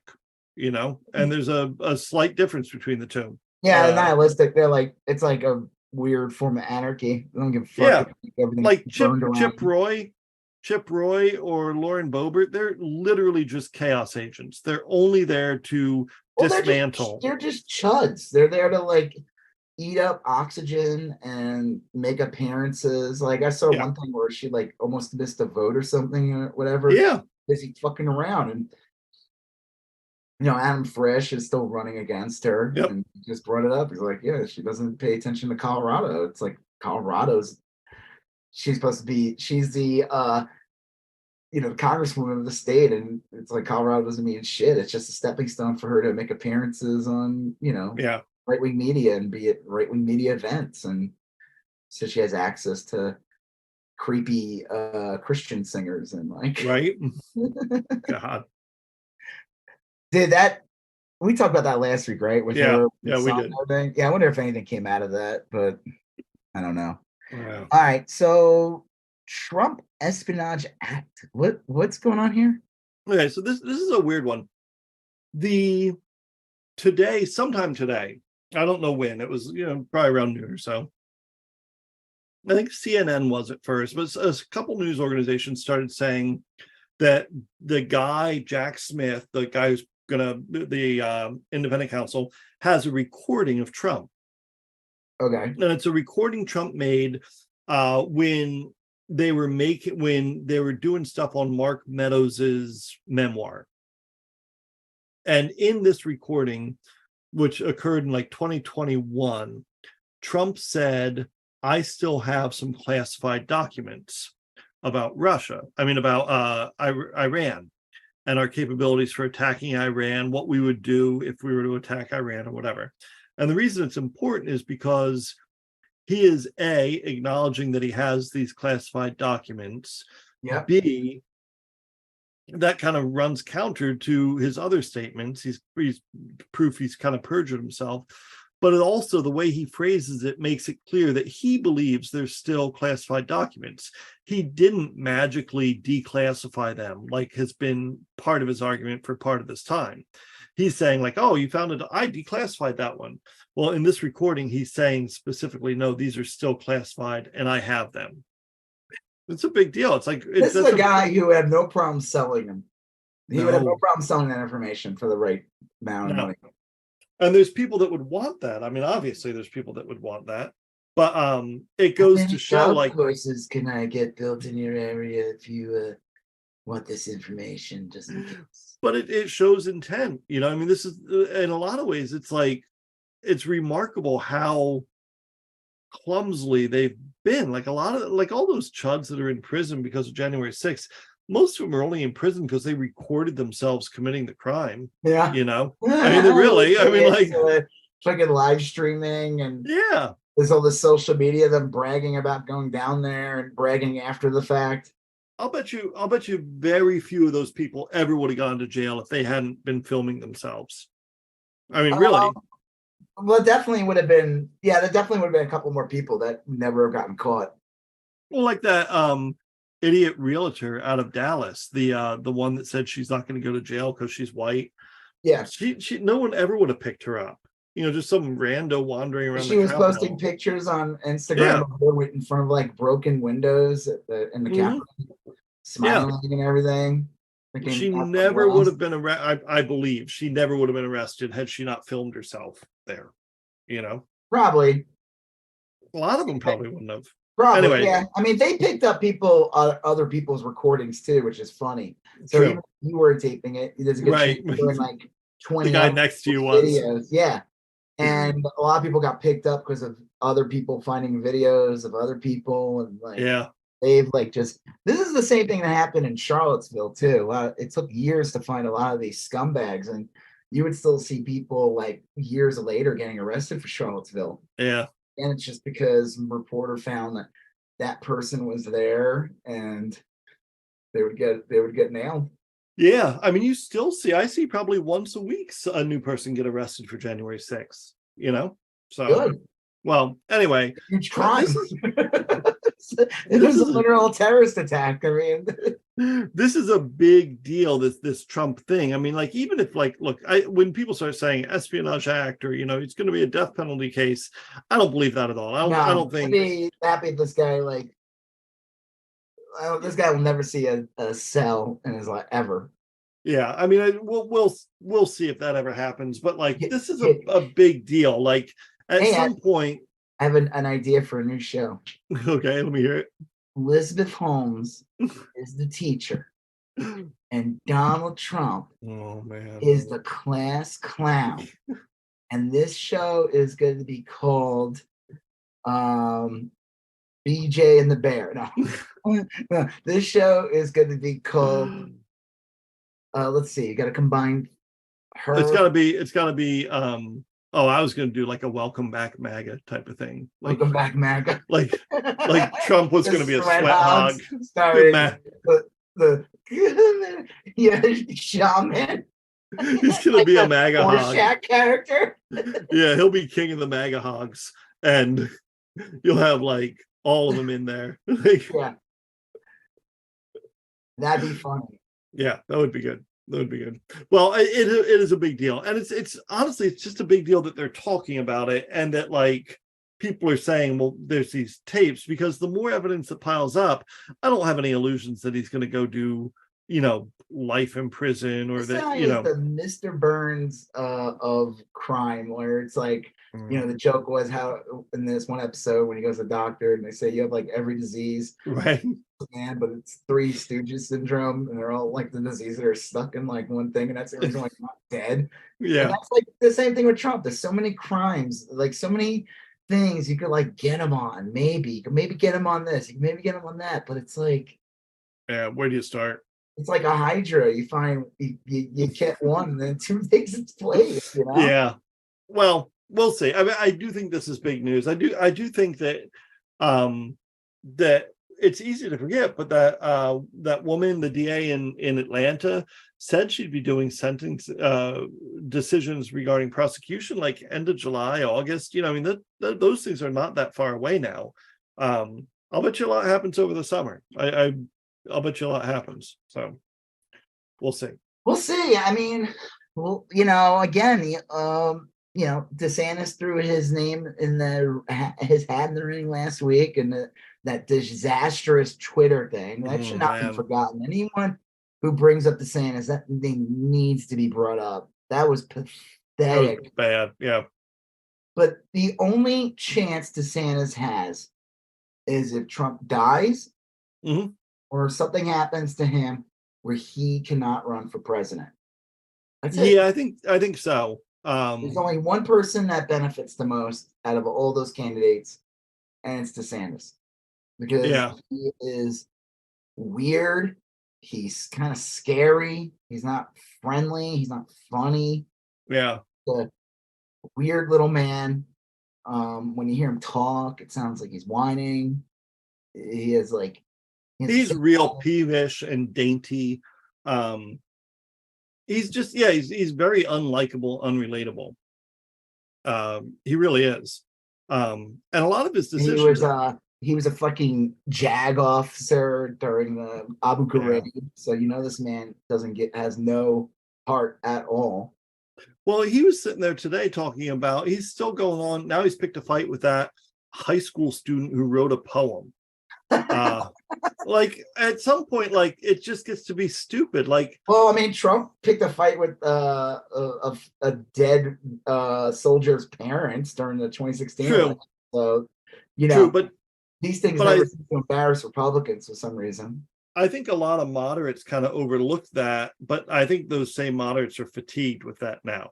You know, it'll still appeal to the MAGA chuds, but like I think if you're getting up there and you're complaining about a 16-year-old that wrote a poem, I think that most people are going to be put off by that. You know, honestly, I really do. So yeah, I mean, there's gonna be shitty people that are gonna back them no matter what. Yeah, yeah. There's just shitty people. They exist, and there's a lot of them. But again, when you elections, especially when it comes to the presidency, is all about the margins. And all it takes is 2%, 1% to be like, this guy turns me off, and that's enough to throw an election. Well, I do think too that like right now the front runners in the Republican Party, Trump and DeSantis, have both like expressed really extreme views regarding abortion. And what's his face is even more extreme than him. For DeSantis, further to the right. So I don't see how that plays in Wisconsin, or Pennsylvania. And we've already had elections about this. People don't want that kind of abortion ban. The thing with the trans thing and all this stuff. Yeah. Like, well, if it were just the trans thing, as sad as it is, I could see moderates being like, well, I'm not trans, so, whatever. But we're not talking about just the trans thing. We're talking about the trans thing. We're talking about abortion. We're talking about lesbian and gay rights. And I don't mean to differentiate between lesbian and gay and trans issues, but I'm saying I think lesbian and gay issues are more widely supported than trans issues. There's also percentage-wise more lesbian, that's just a fact, but you're more likely to have a gay friend than a trans friend, just statistically, right now, I mean, maybe. Well, that's like what's so funny when all these idiots who say things about like, well, how come there's more gay people now than there were like 10 years ago or 15 years ago? And you're like, they always were here. Yeah, it's just easier for them to come out of the closet, you dumbass. Yeah. So like that's how it works. I think that it's going to be tough for DeSantis once he starts. I mean, he'll do fine in GOP town halls. He'll do fine when it's like 6 undecided voters that have voted Republican in the last 17 elections. Yeah, he'll be okay. But when we saw him when he was talking. He saw a kid wearing a mask and he flipped out on him. Sounded like a shrill little child yelling at him. You don't have to do that here. Yeah, dude should have told him to pound sand and flipped him off. Anyway, so I guess since we're talking about DeSantis, one of the things you posted recently that got a little feedback was you suggested that the reason Casey DeSantis doesn't like Dylan Mulvaney is I didn't say that she doesn't like him. I said the reason why they're right. Okay, yeah. So, and I brought this up before. This isn't the first time I brought it up. I'll bring it up again. I said the right wing, like, there's a couple of people at the right wing like obsesses over. There's like this one person that I guess used to work in the Biden administration, or whatever. They're like, I don't know if they're trans or whatever. It's this like bald person. They constantly fixate on this person. Mm-hmm. I never heard of them. I don't even think they're even in the Biden administration anymore. I know who you're talking about. Anytime they want to attack like the military, they'll bring this person up because I guess they're military. It's like so ridiculous. Or they'll bring up this person, Dylan Mulvaney, and again, never really heard of them until like I was me neither. Aware, but I never really heard of them until the right, because the right just fixates on this person. And then with the whole Bud Light thing, what that was completely contrived. And then I said, and I see Casey DeSantis, and I said, because they have like a similar look. Oh, yeah. Dylan Mulvaney and Casey DeSantis. I said, the right wing hates Dylan Mulvaney because she looks like Casey DeSantis. And it drives them nuts. And I got so many. I didn't even think it would pick up, but like I guess I got a hold of some big Chud accounts, and they like that'll do it. Yeah. They said a lot of nice things about me. I just want to say, sure. Yeah. It was let me say, I think I blocked like 30 people immediately. I don't care what these fucking people say. These are all horrible people. their opinions don't mean shit to me. It's just more of just like, it could get a little scary. A lot of right. Awful things, but like, and then some of their responses were just like, one, none of these people get to take a joke at all. And two, they're like, the difference is that she's a woman and he's a man. I'm like, I hear that. Or like, there's some people who would like analyze the photos and they'd be like, well, I mean, I could see where you could say she looks like her here, but definitely doesn't look like that. Yeah. I'm just like, why are you even spending a second on this? Right. It's a joke. Yeah. It also says a lot about like his wife, DeSantis' wife. She just like she thinks she's some like fucking Jackie O bullshit. She wears these weird white gloves. Someone dressed her up as like one of the teal women from Handmaid's Tale. Okay, yeah. That was pretty good. She just she's like one of those women from there. Like, she seems like an awful person. She does. She really does. A lot of people say she's kind of like the motivating guide of his campaign. I think if that's the case, then people should do the right wing should realize like should make her out to be like the new Hillary Clinton then. Yeah. Like that would destroy DeSantis because they hate it would in some areas for sure. Yeah. Because that was always like the complaint about Hillary Clinton, especially in the first presidential run. Was that like, oh, she's too outspoken and she's the one really running things. Just make the same accusation about Casey DeSantis. Yeah. She's a weirdo too. She's like an adult Disney goer, or would have been before they declared she's war not allowed to go. Well, ever since they changed that, they removed that slave guy character from that one ride. She said she couldn't go there anymore because it was Ron DeSantis and Casey DeSantis were married at Disney. Yeah, I think that's so funny. They're Disney.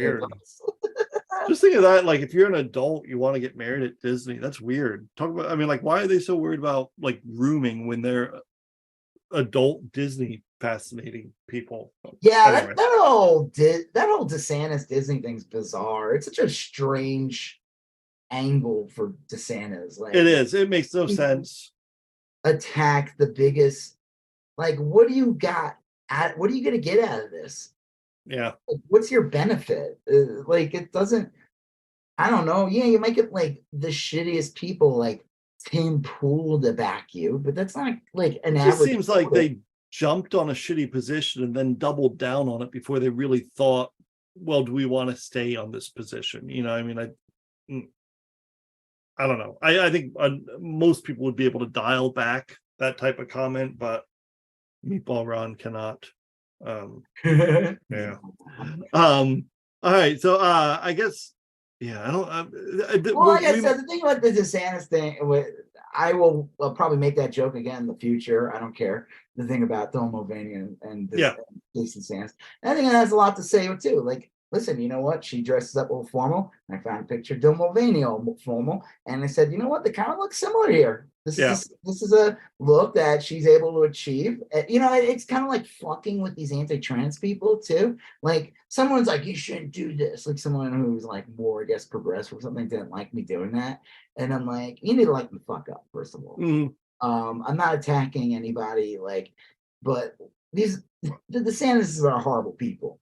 Like, and the right wing is obsessed with attacking this Dylan Mulvaney person. So I'm just fucking with the right by saying, like, you're only obsessed with this because this person looks like one of your fucking monarchs or something. Yeah. And it also says a lot about like makeup and how like people can look a certain way with makeup. It's like, it is. It opens up the conversation to a lot of things. Opens up the conversation. Well, I don't know. I think a lot of people are very uncomfortable with opening up the conversation. I guess I'll put it that way. Yeah. They don't want to think about that. They don't want to think like, well, am I attracted to something like this? Or I mean, like that, but it makes them real on edge. Right. It's funny. And so I think that kind of cuts the heart of like that Casey DeSantis. She dresses kind of like a drag queen. She's real fancy ball gowns and well, little tiaras and yeah. gloves and stuff, and those are like campy. They're even for a straight person, they're campy. Yeah. And so she dresses up like a wannabe Disney. Yeah. And so when a drag performer wants to convey Well, Tim campy, Mulvaney's not a drag performer. no, I'm just saying that, like, in relation to like Casey DeSantis, she dresses along those lines. Nobody's saying Casey DeSantis is like looks trans. They're saying she looks, that she dresses in like an exaggerated fashion. So yeah, whatever. I found a weird picture of Ron DeSantis again. He's just so awkward. He's holding this baby and he has his mouth open and he looks like he's gonna eat the baby. And there's a bunch of like angry looking men that I'm assuming those are the kind of guys that would orbit around a person like DeSantis. Yeah, probably angry white men. And I said Ron DeSantis consumes baby while angry looking men in beards watch. Here's a photo. Yeah, let me see. Yeah,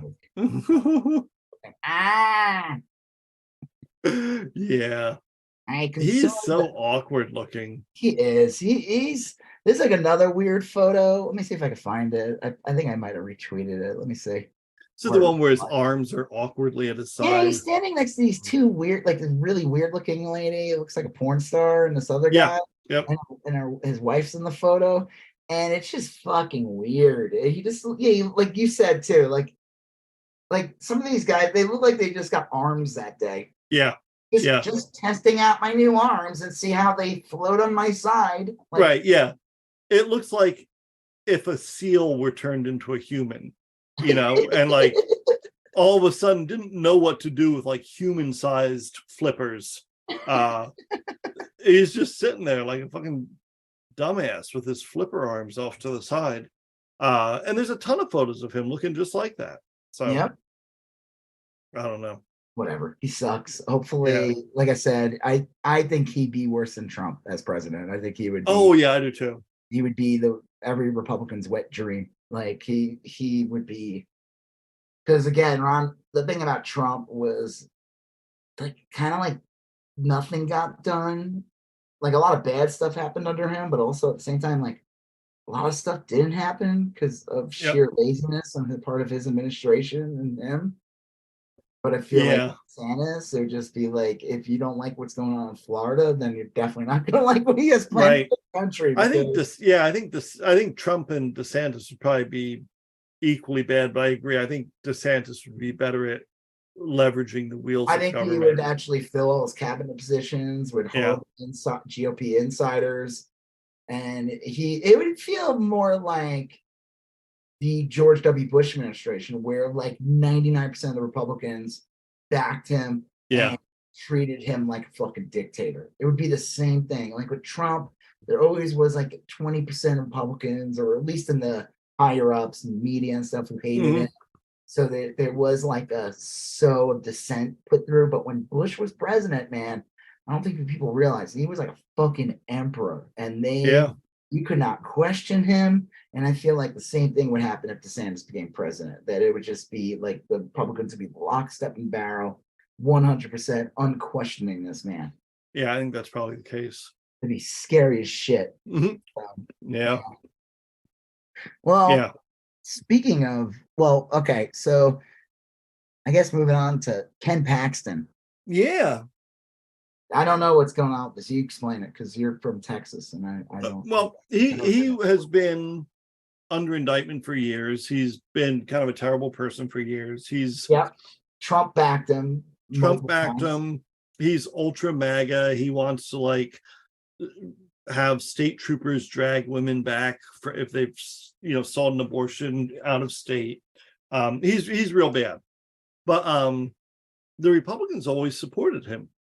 They're aligned with him politically and culturally and socially. They kind of agree with what he's saying. But lately there was an impeachment vote, and he was impeached by the House. And now he's going to the Senate for a full trial. And they brought him up on like a litany of crimes, hush money and you know, infringing on people's rights to speak and stuff. So I don't know entirely what turned them around on this. My theory is that he was just costing them too much money and they wanted to get rid of him. But Yeah. They're just gonna put someone horrible in his place anyway. Yeah, I think so. I think so. But you wonder, like, what does this mean for the broader picture? Are they getting a sense that people don't want to see stuff like that anymore? Maybe.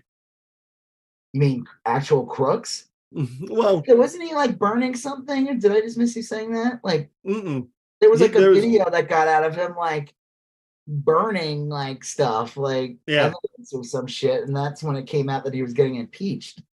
Yeah, that was the same day they had video footage of a dumpster outside of his office on fire. Yeah, that's it. Yeah. And then he supposedly stroked out or something. I have heard that. I don't know if that's true. He does have like an asymmetrical face, you know, that sometimes he might be what they call a Picasso blue period. I call them like clamp babies. He might have been a fat baby and to get his head out, and by doing so they kind of screwed with his symmetrical face.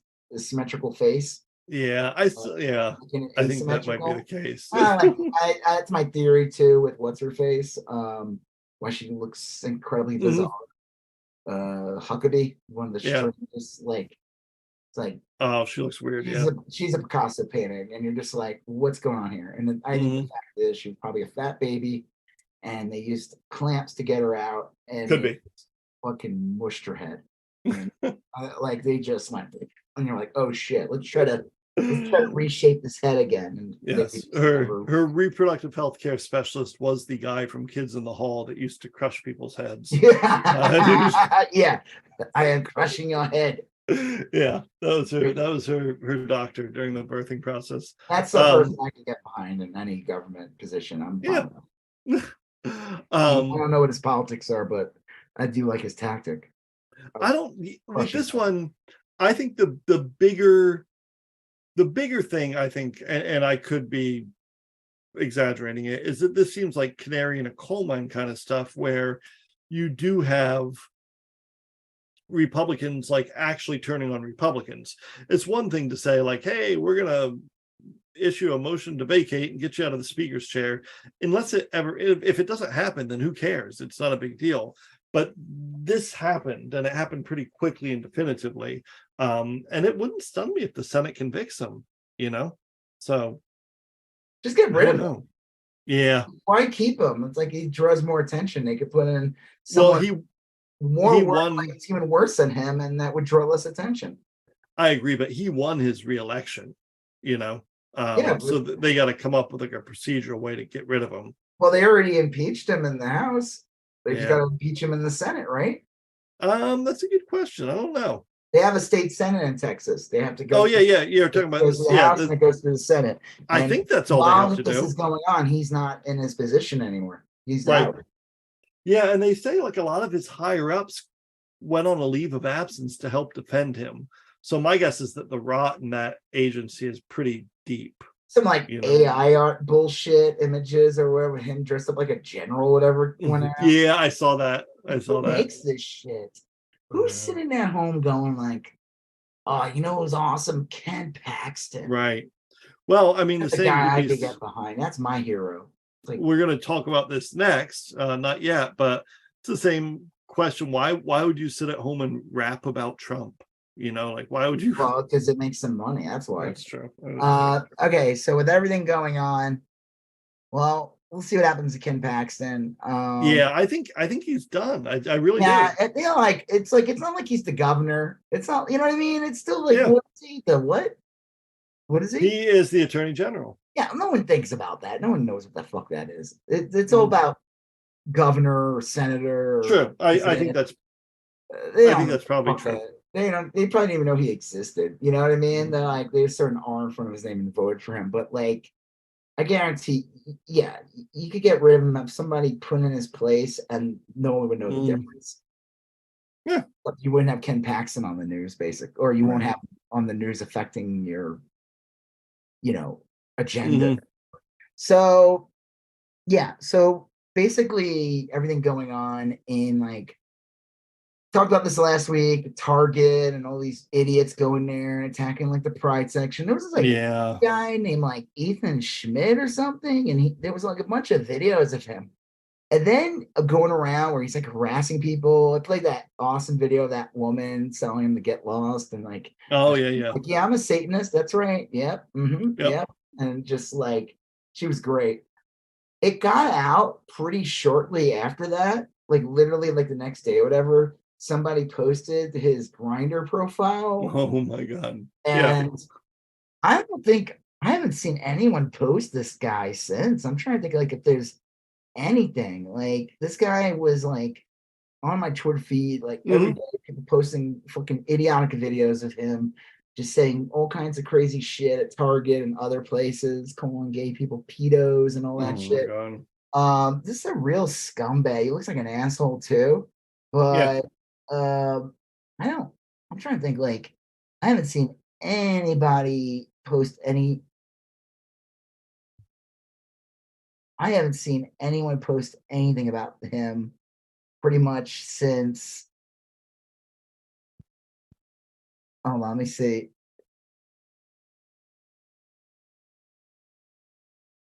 Are we talking years? I don't see. Basically, once that got out about him, that like vanished. I haven't seen this guy like.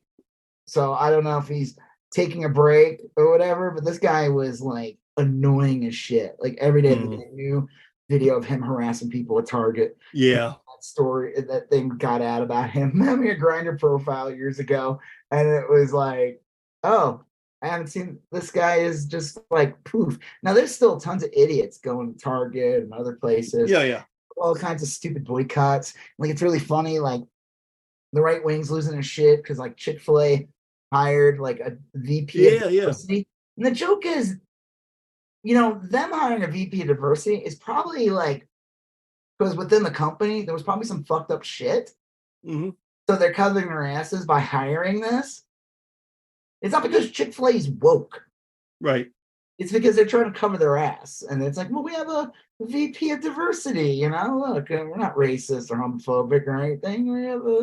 We hired this person. So the right wing's like shit over that.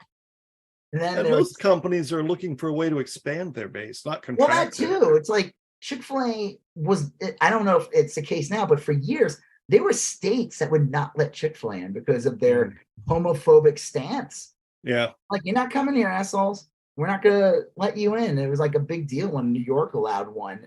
And there were tons of people like protesting. And I don't think anyone gives a shit anymore because the old homophobe, racist asshole, Matthew, whatever, died or retired. And now I think it's run like any other like fast food joint. Now I think shit still gets out of them donating money to extreme like right-wing churches and shit like that. So that needs to stop, or they need to for sure hide that better.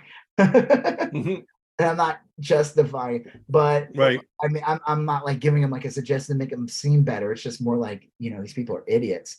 But there was one that got out today, and I posted it. It's kind of funny, and it almost feels like a joke. But let me see if I can find it. Here we go. Cracker Barrel takes care now. Everyone feels at home. Diversity, equity, inclusion, and belonging at Cracker Barrel. We have responsibility to live up to our mission of pleasing people each day, ensuring that every member of our team and every guest feels at home, feels cared for, family, and feels like they belong. And I saw that, and I said, the right wing's going to lose their shit over that, called Cracker Barrel woke. And I said, first Bud Light, then Chick-fil-A, now this. Conservatives are going to starve to death. Have you ever been to a Cracker Barrel? Oh, yeah. Yeah. I mean, it's like if like Fox News wants you to think a Republican is, it's Cracker Barrel. It is. When I was younger, my parents would take us to eat there. Not often, but we'd go to eat there. It'd be kind of in the mix. It is the imagery is unfortunate. It does kind of have a plantation imagery to it. The fact that the name of it is like there's like a racist connotation. Yeah. Because like Cracker Barrel supposedly like what the slaves were like put on as that whip cracked them. Yeah, I know that yeah, I've not heard that, although that makes perfect sense. I've heard more that that it had to do with like whips cracking, and that's anyway. They are going to run out of things to boycott, which is hilarious. Yeah, I mean, like, what are they gonna do? And then there was another video, and like, this had to be a joke. This had to be a joke. It could not be real. Oh, the rainbow. Yeah, the water. Water supply. What the heck is in our oxygen supply? From the Calicut-sized salt that create a rainbow effect in a sprinkler. Yeah, that's bizarre. You have to be really off. People are like, is this a joke? Like, it's hard to tell like what's parody or not anymore, because like there are idiots who like probably believe that. They're like, yeah, water's gay now. The rainbow flag is, you know, if you just ignore science and everything. They made the water gay. I tweeted, I said, rainbows, how do they work? Yeah, I saw that. That was good. But go ahead. No, go ahead.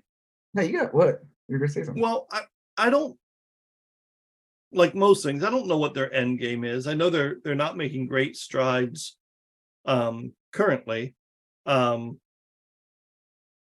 I don't know why. I don't know why MAGA rappers get together and sing songs about boycotting Target. I didn't even get to the MAGA rap part, but I was saying like these idiots that go to places and like make a big fuss, start tearing down the signs. Like, do they think like again they got like main character syndrome or anything where they think they're the good guy here like that? But I would imagine the average person just looks at that and goes like, "Oh God, this is nuts." Yeah.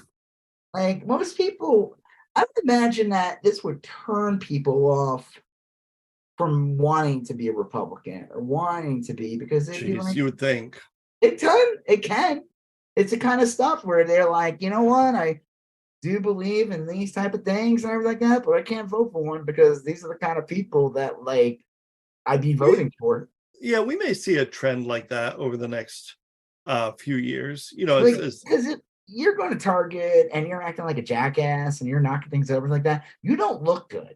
No, like, sorry, no one sees that and is like, yeah, that's my hero, and everyone claps. Yeah. It's an at some point, if not real soon, you just look like an idiot. So I saw some video of like someone else too at Target, and they were like saying all kinds of shit. And one dad was like following the guy, like basically they were following this asshole out to get him out of there. But like he's supposed to like destroy like this. I'm like, arrest this idiot. Arrest these people. If they're damaging your displays, that's a crime. It is. Press charges against them. Yeah, I don't know why they don't. I mean, a lot of this could be nipped in the bud. The question is the cops doing anything? Well, you're a good egg. Go home. I'll drive you home. Yeah, and I know that like, you did a good job today, son. A lot of these companies that are getting protested, their mission in life is not to fight against protests. They just want to make money in the easiest way possible. Right, but it is a betrayal if they were to all of a sudden then buckle at the slightest pressure. Yeah. Oh, yeah. It's like you either do it or you don't. But you don't do it and then backpedal when you face like nobody likes that. When you face like bullshit, and you need to come out and make a statement and say like we still stand by this, and the people that are doing this are not normal. I mean, you come up with a better way to say it, but you know, make these people out to be what they are, nut jobs. Yeah, but or just straight up hogs. So there's this rapper named Forgatio Blow. Yes. Well, we've actually talked about him briefly, but yes, that was one. I never heard of this guy until like late in the 2020 election. He put out some video about like Trump train, and I was like, what the fuck is this guy? He's got this ugly ass beard. It's clearly dyed. It has to be dyed. That's not his hair color. It looks like pubes. It's very strange. He looks like a hog. Like he Yep. looks straight up like a hog. Like his Yeah, for sure. Like eerily so. What? Like eerily so. Yeah, like there's like a lot of similarities. He has a curly Q tail too. But anytime there's some kind of right-wing grievous or right-wing talking point, this guy makes a video about it. He's I guess years ago, I saw an interview about him. This guy, it's almost like a cartoon. It's like eats like shit and dumb as fuck. And he just latched on to the whole Trump thing. And supposedly he wasn't even that political to begin with. Yeah, I've heard that too. I guess he's been rapping since 2013, but it really wasn't until like, probably like 2016 or 17, or probably 2017, where he just jumped on the MAGA trend thing and just he became the MAGA rapper. Anytime there's any kind of event, he's there. Calls Trump his uncle. He has like a tattoo of him on there. He claims that Trump's hardworking, just like he is. The funny thing is, they have a lot in common because they're both trust fund kids. This guy got out. I mean, I think people knew about this already, that he's some little rich boy. He inherited like $5 million and supposedly, I guess, squandered it on like, rap career. Is that what you were telling me earlier? Yeah, he did. He got this $5 million and he started investing it in his shitty rap career. And I guess he's comes from the auto trader family. You said that. I did. Grandfather created Auto Trader or something like that. Yeah, I believe that. I was not able to find that. What? I was not able to find that, but I just took a second to look. But yeah, he does have connections.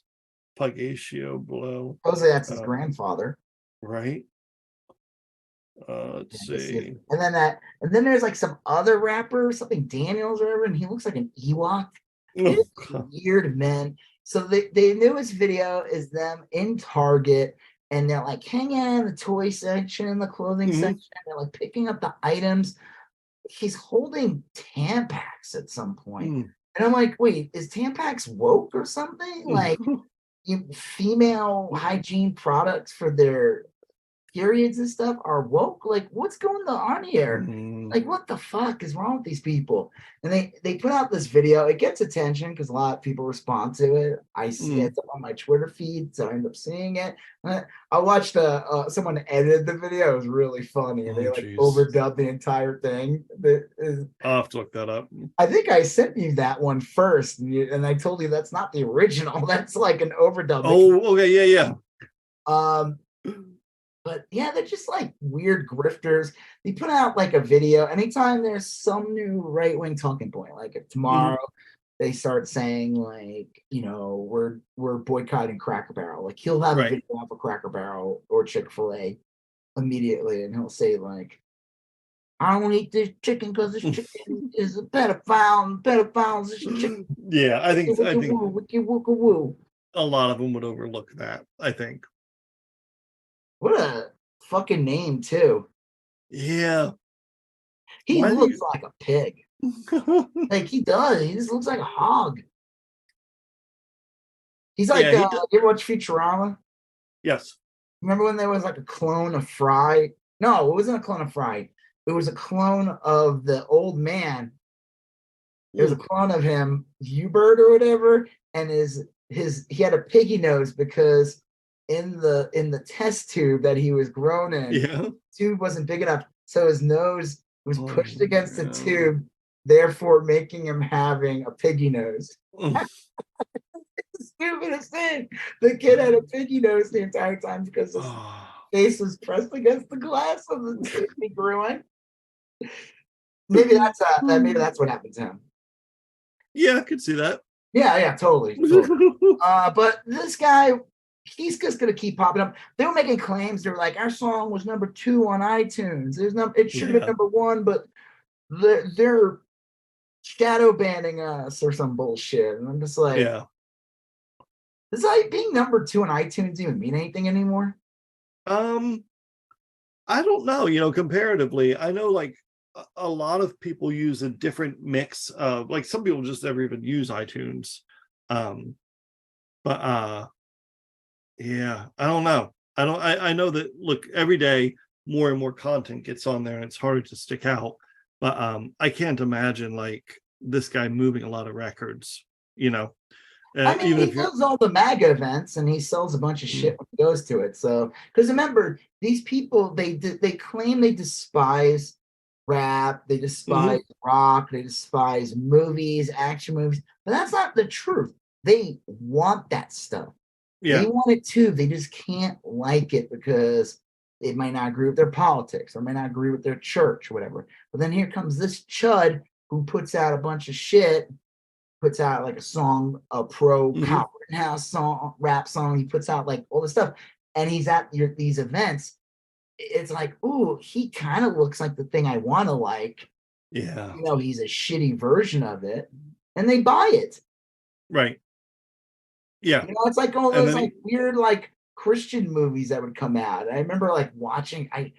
Sometimes it'd be like late and like I don't know. I end up watching some like Christian show or something. It was like not 700 Club, one of these things, and they'd be like promoting a movie, and I'd just be like laughing all the time. Some shitty like Christian film came out like in the mid to late 90s, early 2000s, and they're talking about like the special effects and all the great action scenes, and it's just really funny because it's like, yeah, they want to consume this shit too. It just has to have like an extreme religious bend to it. You know, it's like how the Bible, all these people, the Bible thumpers that would hate the idea of dinosaurs, right?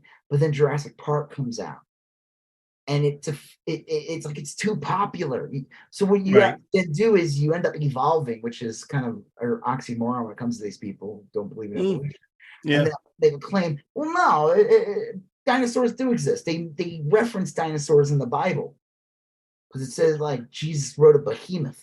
So therefore, dinosaurs existed. It makes sense.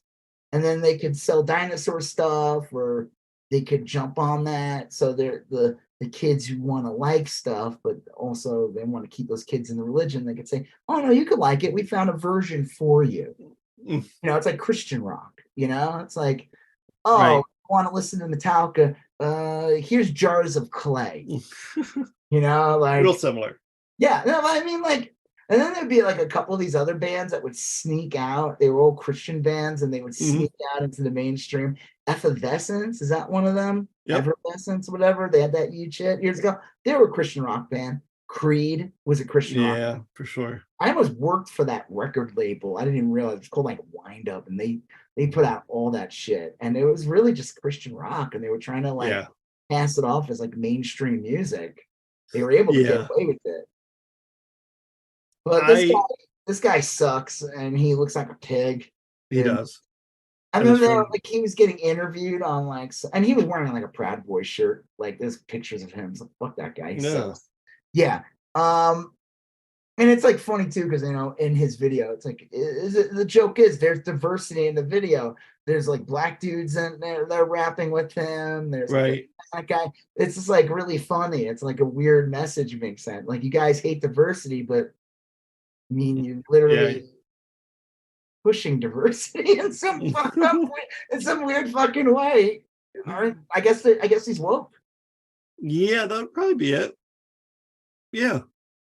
Yeah. Okay. I don't know. I mean, I tend to think that people get more woke as they go on through life, but and they don't even realize it. That's the joke. But that's what I said. It's like the churches, or like whatever groups, whatever, they got to come up with their own version because it's like they're gonna lose in the end. That's like Ben Shapiro's main pitch with like Daily Wire Plus or whatever. This was a couple years ago. I saw some interview with him, and he's like basically saying like the only way we're ever gonna get like younger people to vote conservatives, we have to win the culture, and that's why we're gonna put out our own content. You know, movies and shit, and they're not woke either, but it's the same crap. It's the same crap. That I think that'll ultimately go nowhere. You know, I mean, right? But that's their attempt. That's what they're trying to do. Because they, you know, it's like they hate Hollywood, they hate this and everything. They make these jokes about them being liberal, and Hollywood really isn't.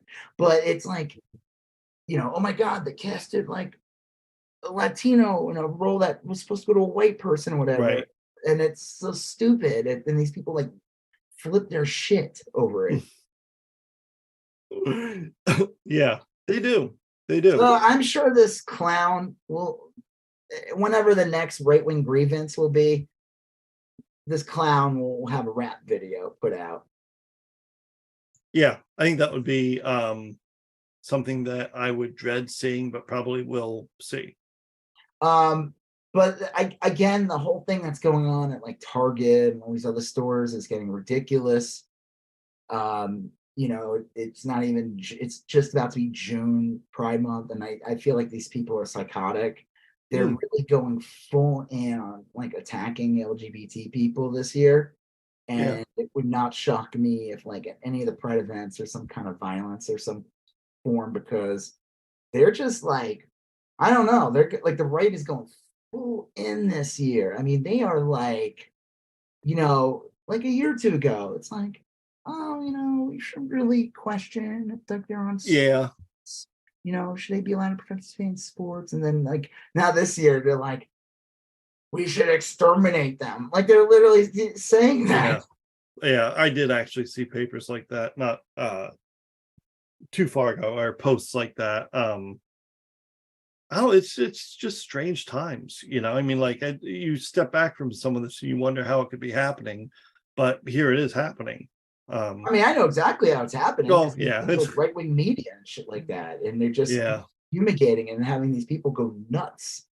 And there's like a lot of scumbags, and you know, there's a lot of like just con artists. Like one of them was like the famous Tara Reade. Like, well, no, we're not even there yet, dude.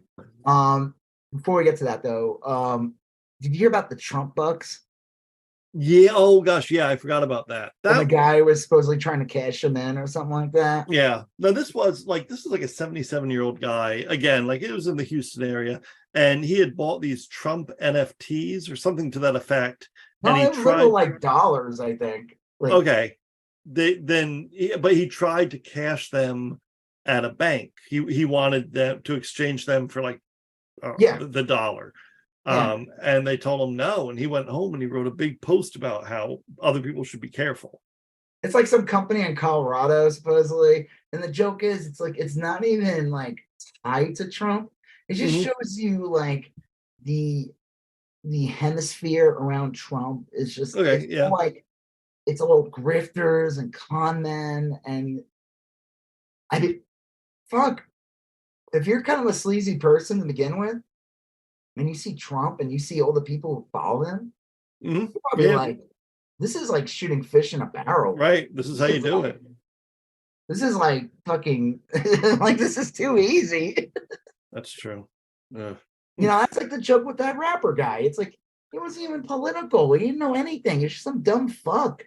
And then he like gets in on this, and now he's the main MAGA rapper. I think there's like a couple others. There's like some other weirdo I see who has like tons of tattoos as well. He looks like a shitty version of what's that fucking guy's name? He married that actress. Man, I'm so bad with names sometimes. She was from like Jennifer's Body and Transformers. That wasn't Megan Fox, was it? Megan Fox was like married to this guy. What's his name again? He's some like rapper slash music. Is it Machine Gun Kelly? Yeah, Machine Gun Kelly. Yeah. This guy's like a shitty, like poor man's version of Machine Gun Kelly. And he puts out videos too. I've seen this guy too. But I feel like Brigaccio is definitely leading the pack of the hogs. And he probably told the guy, listen, if you want to be a hog, you gotta actually look like a hog. You know, like you gotta walk the walk. You gotta waddle the waddle. You gotta waddle the waddle. You gotta have the hooves, curly Q tail, thigh that he sets into the mud, cool his skin in the sun. Oh, yeah. Ew. All right. Well, speaking of okay, so Tara Reade was this person that was like floated around. Kind of I've heard for years, like this was definitely during the election. I would see people bring up Tara Reade. They wanted to tie that Joe Biden was also guilty of rape or whatever, because everyone would bring up Trump. And there's like thousands of women and people who like come out and so this guy's like, you know, a rapist or a sexual predator. And this woman's always been kind of questionable. Right. and they said that like a lot of it came out, especially after like Biden won the primary against Bernie, and they're saying this lady's like fucking like working for Russia, and people saying like, "Oh, stop it, you're spreading bullshit." But then like, no, she literally was working for Russia. She's like was rooting Putin on and Russia on during the invasion of the Ukraine. She's like waving the Russian flag. She's a literal like Russian, like she's hanging out with Maria Butina. Yeah, right. Maria Butina, the NR. And anyone who wants to know who that is she's famous for being involved with the NRA and then being found out to being a spy or something. Yeah. Did she get kicked out of the country or whatever? She did. Now she's kind of like a poster child for the former Soviet Union, about China. And she Russia. There's tons of pictures of her with high up Republicans and NRA people. Yeah. They said the NRA's been backed by like Russian money for years. I have heard that. I've never seen like definitive proof of that, but I have heard that. But I guess what came out about her though, she defected or something? She defected to Russia. And I'm not really sure why she defected, because she wasn't under indictment or anything. You know, it's not like she had much to fear. This is a story from a day ago. Marsha Blackburn's attorney helped Maria Butina make connections for Russia to the NRA. Anita Wani or something has the score. Interesting that Tara Reade bolted. This came out a day ago. The national attorney makes cameo appearance in Senate Russia interference. Another one. Reminder: Marsha Blackburn's attorney connected convicted Russian spy Maria Butina with NRA, and she conspired with Russian officials to access the NRA. Now she's pulled Tara Reade to Russia. Marsha, any word on how these relationships influence school shootings? Yeah, right. And then here, this is Kevin Schropp breaking Tara Reade, who accused Biden of sexual assault, and then claims debunked, has just announced that she has defected to Russia during a press conference with convicted Russian spy Maria Butina. Yeah, it's just such a weird one. Like, I don't know why this woman would feel like anyone here was out to get her. Like, most people were just ignoring her, you know? Well, clearly she works for whatever is connected to like some Russian thing or whatever. And they said she was like, during the election, there were people saying she was a Russian psyop. And I would hear some of these like leftist people like, you're falling for this is bullshit. Right. And I said some of these leftist people telling me, we need to take what she says seriously. We have to acknowledge this. I'm like, do we? She seems like she's full of shit. She was just a bad actor. I don't mean like well, she might have been a bad actor too. I didn't mean it. I didn't mean it that way, but she was just like a bad actor from the word go. Like, she wasn't acting in good faith. A lot of her stuff was clearly self-serving. There's a few like that Juanita Broderick is like that, where it's like, you know, you would like to be able to give these people the benefit of the doubt if they have like these. Juanita Broderick? She was the one that claimed Clinton slept with her. And she's another big person on Twitter just talking about, you know, the Democratic deep state and stuff, and it's kind of a weird grifter. They just become like these like Republican chuds. Yeah. They're like, what's going on here, really? You know? Yeah. Damn it. Hold on. This is a good one too. Let me see if I can find it. I just had it. Let me see if it'll come up. Yeah. Oh, here we go. Someone wrote, in view of Tara Reade's announcement that she defected to Putin's Russia, which she did alongside convicted Russian spy, NRA buddy Maria Butina, this little bit of info seems suddenly quite relevant. This is from 5/17/20, this tweet. Oh, wow. From an account called No Teams Indie. In 2017, Reade filed for bankruptcy seeking relief for $400,000.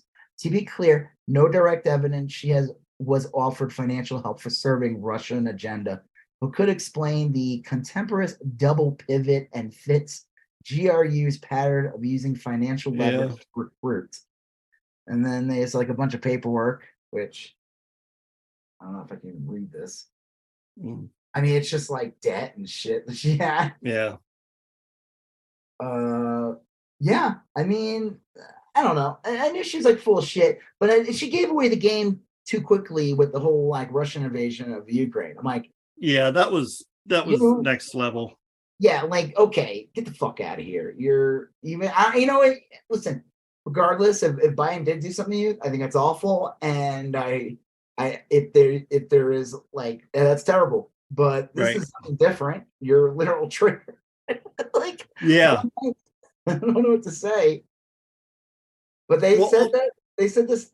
It's hard to shit on her if she makes a claim like this because again it's like right. And I think that's where the deviousness works the best too, because it's like, well, look, you see, you're attacking Trump because, he's on Epstein's list and he's been around all these people. Yeah. Like 13-year-old girls' locker rooms during the beauty pageants, and he's a pig, and he said grab by the pussy. That guy, he might have did something to that woman. You can't question that woman. You can't question it. Yeah. Because then you'd be a hypocrite.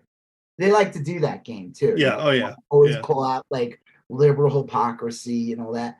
But this woman is clearly bad faith, regardless. That's what. Yeah, I think that's the big difference here.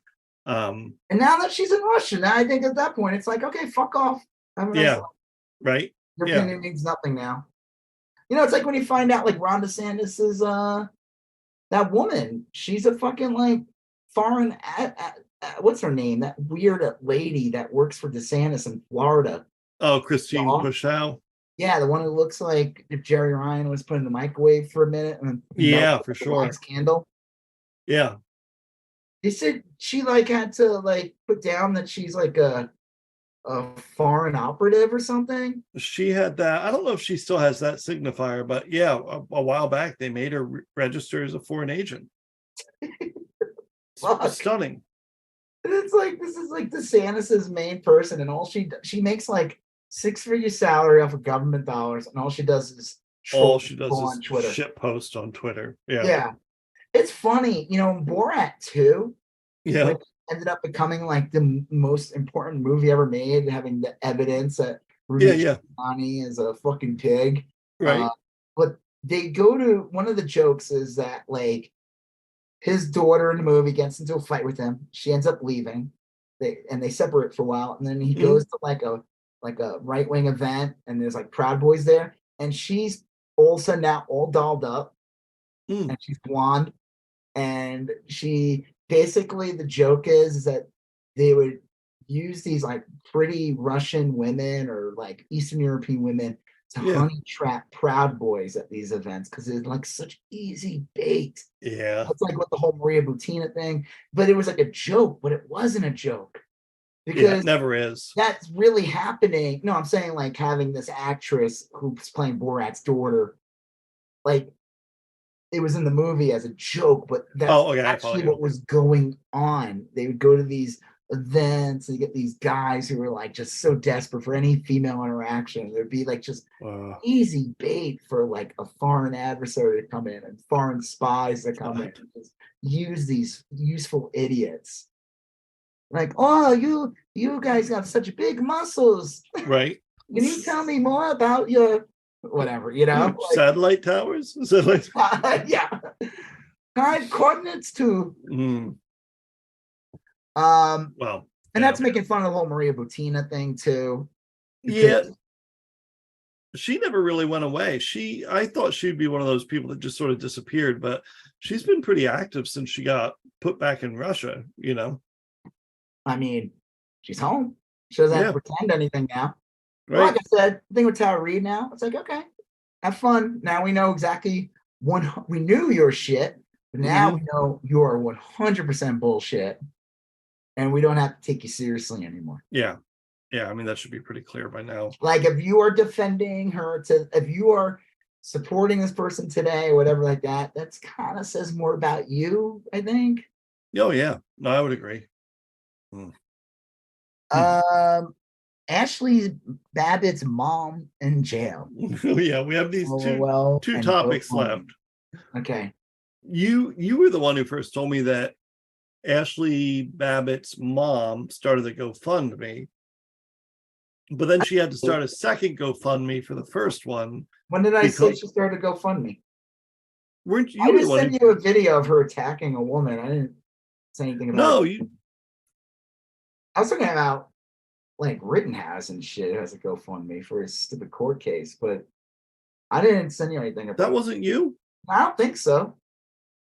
Tara I mean, Reade. I'm not shocked that she would have a GoFundMe because she's a grifter. Right. Yeah, you sent it to me. You sent it to me Monday. Ashley Babbitt's grieving mother, Wiki Walthwaft, was swindled by a grifter. Mickey needs help to continue her selfless activism. Please send Was that Ashley GoFundMe. Babbitt's mom? Yeah. Oh, okay. I did send you that like a couple of days ago. Yeah. So Ashley Babbitt's mom had a GoFundMe. Yes. But then all that money got stolen. So she needs a GoFundMe. Her attacking that woman. I thought you also did that. But like the first part of the story was that her GoFundMe got swindled. So she needed a backup GoFundMe. And then while she was out there protesting, she assaulted a protester, a counter protester, and got arrested. Good. Yeah. She's been really a rough one, you know. She's like in DC all the time, and she's just like a weird MAGA January 6th grifter. Like, I mean, listen, her daughter was killed on January 6th. Yeah. And I feel like kind of bad for her because that sucks. But of course, at the same time, like clearly this shit, like kind of know where Ashley Babbitt got this from because her mom, yeah, she's like crappy. It's kind of like when you see like Bobert's mom too. She's like a piece of shit, Yeah, you can a good parents can have a kid far from the tree type thing. Right. Good parents can have a bad kid, right? And bad parents can have a good kid, but more often than not, you are a output of your parents, So, yeah, and seeing Ashley Babbitt's mom explains Ashley Babbitt a lot more. Yeah, I mean, she's just like become like a full on like she's this is her grift, and she's collecting like donations and everything, and it's just funny again when I talk about like the MAGA hemisphere of like just con artists and scam artists. It's like, wow, I'm so shocked that the person who ran Ashley Babbitt's mom's like GoFundMe right on her. I can't believe that would happen. It's like the same kind of people like George Santos with like the fake dog charities and shit like that. These are just like scummy people. Yeah. And they live in this like hemisphere because it's like, again, it's this easy prey. It's like rubes fooling rubes. It's like a weird, like, what do they call that? Like pyramid scheme for idiots. Yeah. Like it's just straight up like who's dumber? Like a lot of it is kind of modeled after that pyramid scheme strategy, though. I mean, a lot of them will have like different levels of support you can give, and it is built like a multi-level marketing thing, But for like chuds. For chuds and for like no product. Yeah. Like even with a lot of multi-level marketing, at least you get a shampoo or an essential oil or something. But with a lot of these can't sell to anyone. A lot of these you get Trump bucks, or Don Jr. NFT or something. Oh, what are you gonna do with that? A Fergaccio blow CD. Right. I mean, I donated all my money to this January 6th thing, and all I got was this Fergaccio blow single that was dust, which is really just a photocopied piece of paper folded in half with a CDR shoved in the middle, thrown in a like a lunch bag, like a plastic, like a used sandwich bag. With like mayo still attached to it. There's a piece of masking tape on it, and it badly written. It says Fergaccio or something on it. Fergaccio, too dope mix. Yeah, whatever. She sucks. She's like a weirdo. I think she's clearly violent, as we saw. Yeah, well, from what I understand, she kind of raised Ashley to be that kind of person, and then Ashley got killed, and she lost her shit, and now she's doubled down on her weird ideology, and she's crazy how so many people like lost their fucking mind under the Trump years. Like supposedly Babbitt was like a Democrat or something, and like I don't know, but sure, yeah. I think she was. I mean, it doesn't mean she's like, you know, like, right, not prone to being violent or anything. It's just like, you know, and saying that like this person wasn't always a Republican or a right winger. It's like Trump just came in and like, I don't know, just hypnotized people. Yeah. So yes, speaking of hypnotized, QAnon shaman seemed hypnotized most of his life. I think I think his case is the chemical imbalance. I agree. I mean, like maybe it's drugs, maybe I think it's kind of like a psychiatric disorder or whatever. Of all the January 6th people there were, I felt most sorry for him. Not that I think he should have escaped consequence. He should have still done time, but like while he was doing time, he should have been given help, you know, like some sort of medication regimen or some sort of counseling, because he just seemed he seemed ill, you know. I mean, like more so than the others, which just seemed entitled or kind of bratty or childish or whatever. This guy seemed like, oh, maybe there's something there that do you remember like when he got arrested and like his mom was like, he demands like a certain kind of diet for his shaman, like, and it's like, what? Shut the fuck up. And then I saw an interview with him. The fact that he was in prison and was allowed to conduct interviews, which I think is hysterical. And in the end of the interview, he just went on an unhinged rant. It's like you heard nothing. And then he basically said, you know, I guess he's out of prison or he's in like a halfway house. Yes, I think so, yeah. And he basically said he would do the same thing. So I'm like he would do it again pretty much. And I'm like, wouldn't that be like a reason to lock him up? Yeah, probation violation. I'll tell you, I worked with a lot of kids that were on probation, and that was the easiest kind of kid to work with. I worked at a mental health center, and if the kid was acting up, the probation officer would come in and be like, okay, you're going to spend 2 days in jail, and then I'll let you out again and see if you are acting any better, you know. And people can go back to prison on a probation violation. That's pretty easy, you know, or like parole you don't show violation, up to it, or if you don't, like, they'll send you back. So like if you get fired from a job or you don't have like all kinds of factors. So the fact that this guy is saying like, I've learned nothing and I literally do it again. See, that's a problem, especially if the guy's like mobile and showing up places and whatever. I mean, I guess he has the right to say whatever. Maybe they have to wait until he does something like that. But this should at least warrant like surveillance on the guy. Yeah, I mean, I think like, that what are you in jail for? I went to jail for January 6th and I was a crazy shaman guy. Yeah. I violated places or whatever, held the door for bad people, whatever. And then you're like, I will literally do it again. Right.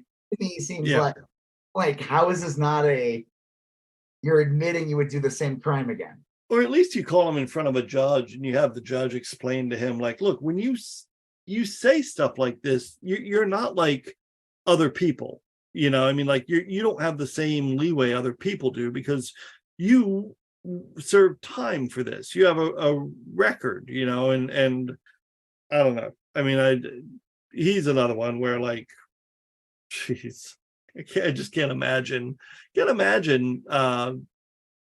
doing any of this for a politician as mediocre as Trump, you know. It's maddening. And the thing that's crazy, it's like when we found out about that one congresswoman, the Democrat who went to the prison. Yeah. Was green would make it sound like these people were like they're in the early 70s. Tiger traps or something. Yeah, like what is it? POWs missing in action. Right. Yeah. And this woman's like, no, they're like all together. They're in a modern wing. They all got their own cells. It's like none of these clowns are learning anything. And if anything. They're like coordinating. I've seen videos of them like having prayer prison and shit. It's like they're all hanging out with their buddies. They're given more leeway than anyone else. To say that they're put out is I mean, look, nobody wants to be in any sort of lockup facility, but if you're going to be in a lockup facility, theirs is really suited to them. What is the ones that those people that are being locked up right now are those people that are like facing trial and they're I think they're two big ones that happen. I don't think we talked about this, and we'll wrap this up. Yeah. One of them was Bigo Barnett. Yeah. Yep. He was the guy who put his feet up on Nancy Pelosi's chair. Yeah. Or desk. I mean, yep. He did other stuff, but that was like his claim to fame. Yeah. The guy looks like an asshole. He just looks like a piece of shit. Like he looks like if you said to Chat GPT, draw me a racist, that's what you'd get. He looks like a thumb. He's a racist. But excuse me, hiccups here. Yes. He's going to jail for like almost 5 years, right? Oh yeah, a while. I mean, like that's no walk in the park. No, and he's not young. Like, no. I mean, he could live like another, I don't know how old he is. He's like in his late 50s or something. Right, but that theoretically that could be like half the rest of his life. I mean, we don't know. Right, you don't fuck around with stuff like that when you. I wouldn't want to lose 5 years of anything. Like, I wouldn't want to lose 5 minutes. But and then the other big one, the biggest one is that Stewart Rhodes guy. Yeah. And he got 18 years. Yeah, 18 fucking years for Trump. Yeah. This guy could be dead. He could drop dead in prison. I mean, like he probably will. I mean, prison's not conducive to health. It's not like he looks healthy to begin with. Same thing with that big O guy. He's another one that accidentally shot himself in the face. What? He's another one that accidentally shot himself in the face. That's how he's missing the eye, right? Yeah. That and Eamon Bundy accidentally shot himself in the face, and it's like a couple others. I mean, like, look, if you play around with guns long enough, you're going to shoot yourself in the face. Exactly. That you fuck around with those type of things. It's like I used an X-Acto knife to cut things years ago. I almost cut my pinky off. Yeah, that happens. I don't. It is remarkable. I mean, like, even if you are a big gun advocate or gun rights person, the numbers just don't lie. Like, the more guns you have in the home, the more likely you are to get shot in the face. That's just how it works. I mean, if you have a bunch of X-Acto knives in your house, you're more likely to get cut than, someone would like. We dress up like Edward Scissorhands with my X-Acto knife fingers and offer haircuts in the neighborhood, but they were not popular. Not as endearing as Johnny Depp's charming portrayal of a Freddy Krueger-like character.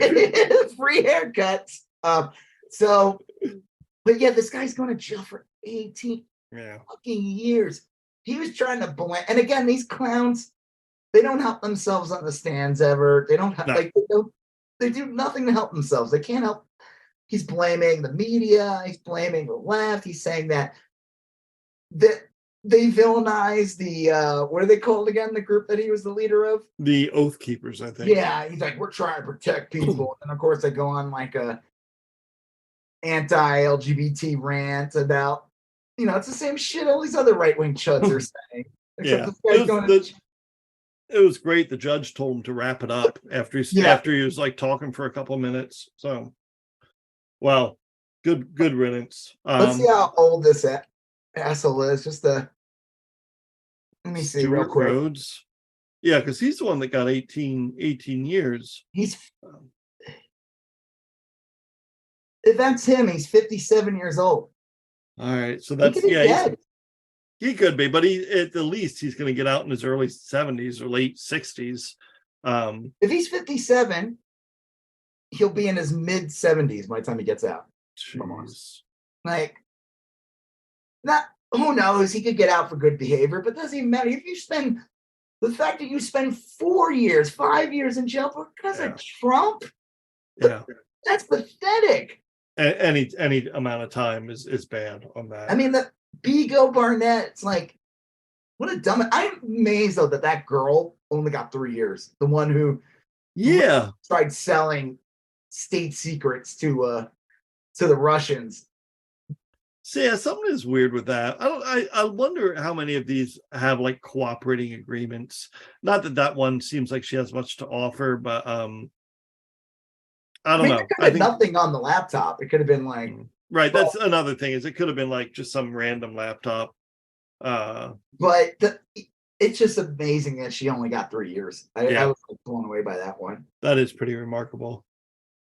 And she's like a straight up fucking Nazi too. Yeah, she's a terrible person. Right? Fuck these people.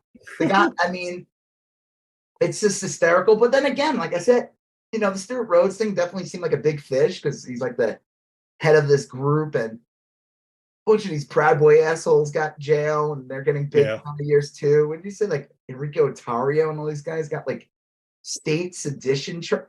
Yeah, a lot of them are getting decent time. I mean, we'll see how long they actually stay in, but yeah. But then you have clowns in government that still backed it, and they face no charges. True. You have people like Charlie Kirk who face no charges. You have Clarence Thomas's wife. Yeah. Yep. To me is a bigger deal. Like as much as I would agree. These clowns get arrested. A lot of these people are just useful idiots. But the sad thing is, they're not going to learn from their mistakes. Right. They're never going to be there and be like, they're never going to like self-evaluate and go like, you only live once. I mean, even if you get reincarnated or whatever bullshit you want to believe in, you usually don't have memories. So you live one life. Yeah. All you have is this life. And you don't want to spend an eighth of it going to jail because of fucking Trump. It's like so pathetic. I was like, do you remember years ago Wolverine Origins came out? Yeah. That movie, and it was terrible, but like the thing that was famous about was a DVD got out, an unfinished version of the movie got out like weeks before the movie came out. And people panned it. They were like, this is awful. Okay. The effects weren't really done. Supposedly the guy who they were able to pinpoint to one person, supposedly that person got 5 years in prison. Oh shit. I was like, imagine going to jail for like, what are you here for? I robbed a bank and embezzled money. I killed somebody. I shot a man just to watch him die. Yeah. What did you do? What are you in here for? I illegally distributed an unfinished version of Wolverine's Origin. Stay away from that guy. Whoa, he's the leader. He's the leader. Yeah. Like to me, it's almost like the same thing. Like it's similar. Yeah. What are you in jail for? There was a game show host who also hawked Pizza Hut. Right. He somehow won the presidency, but he lost his re-election, and he was mad. He was big angry about it. Right. So I needed to overtake the country. Yeah, and so I attended a failed violent coup. Right. And now I'm going to jail for 18 years.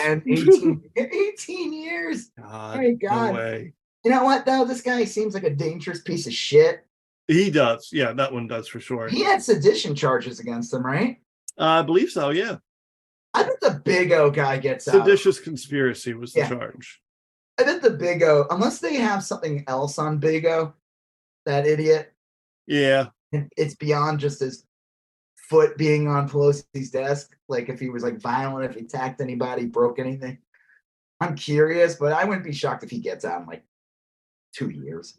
That's another one where it's like ultimately was there's like it's more like I'm viscerally angry at him because of his stupid smug expression. Yeah, he's so smug about it. Like, did he commit like a major Give crime? him Like, the probably fucking not. chair. Yeah, right. Electrocute him. Right. Execute. Yeah. Yeah, I mean it's funny. It's funny to watch these idiots get arrested, stuff like that. Yeah, but it really is. some of them are way worse than others, but I don't know, maybe he was really bad, you know. It was probably we know him from that photo. Right. But he probably did a bunch of bad Wasn't shit. always that way. What? Wasn't always that way. Wasn't always. Well, we're just innocent men. Yeah. Right. That puppet. Yeah. It's less endearing when it's that yeah. guy. When it's a guy. When it's that smirking racist asshole. Oh God. We're just innocent chuds. Just innocent insurrectionists. We're just innocent violent domestic terrorists. Oh well. All right. Well, I'm gonna have to end this because my hiccups will not stop. Yeah.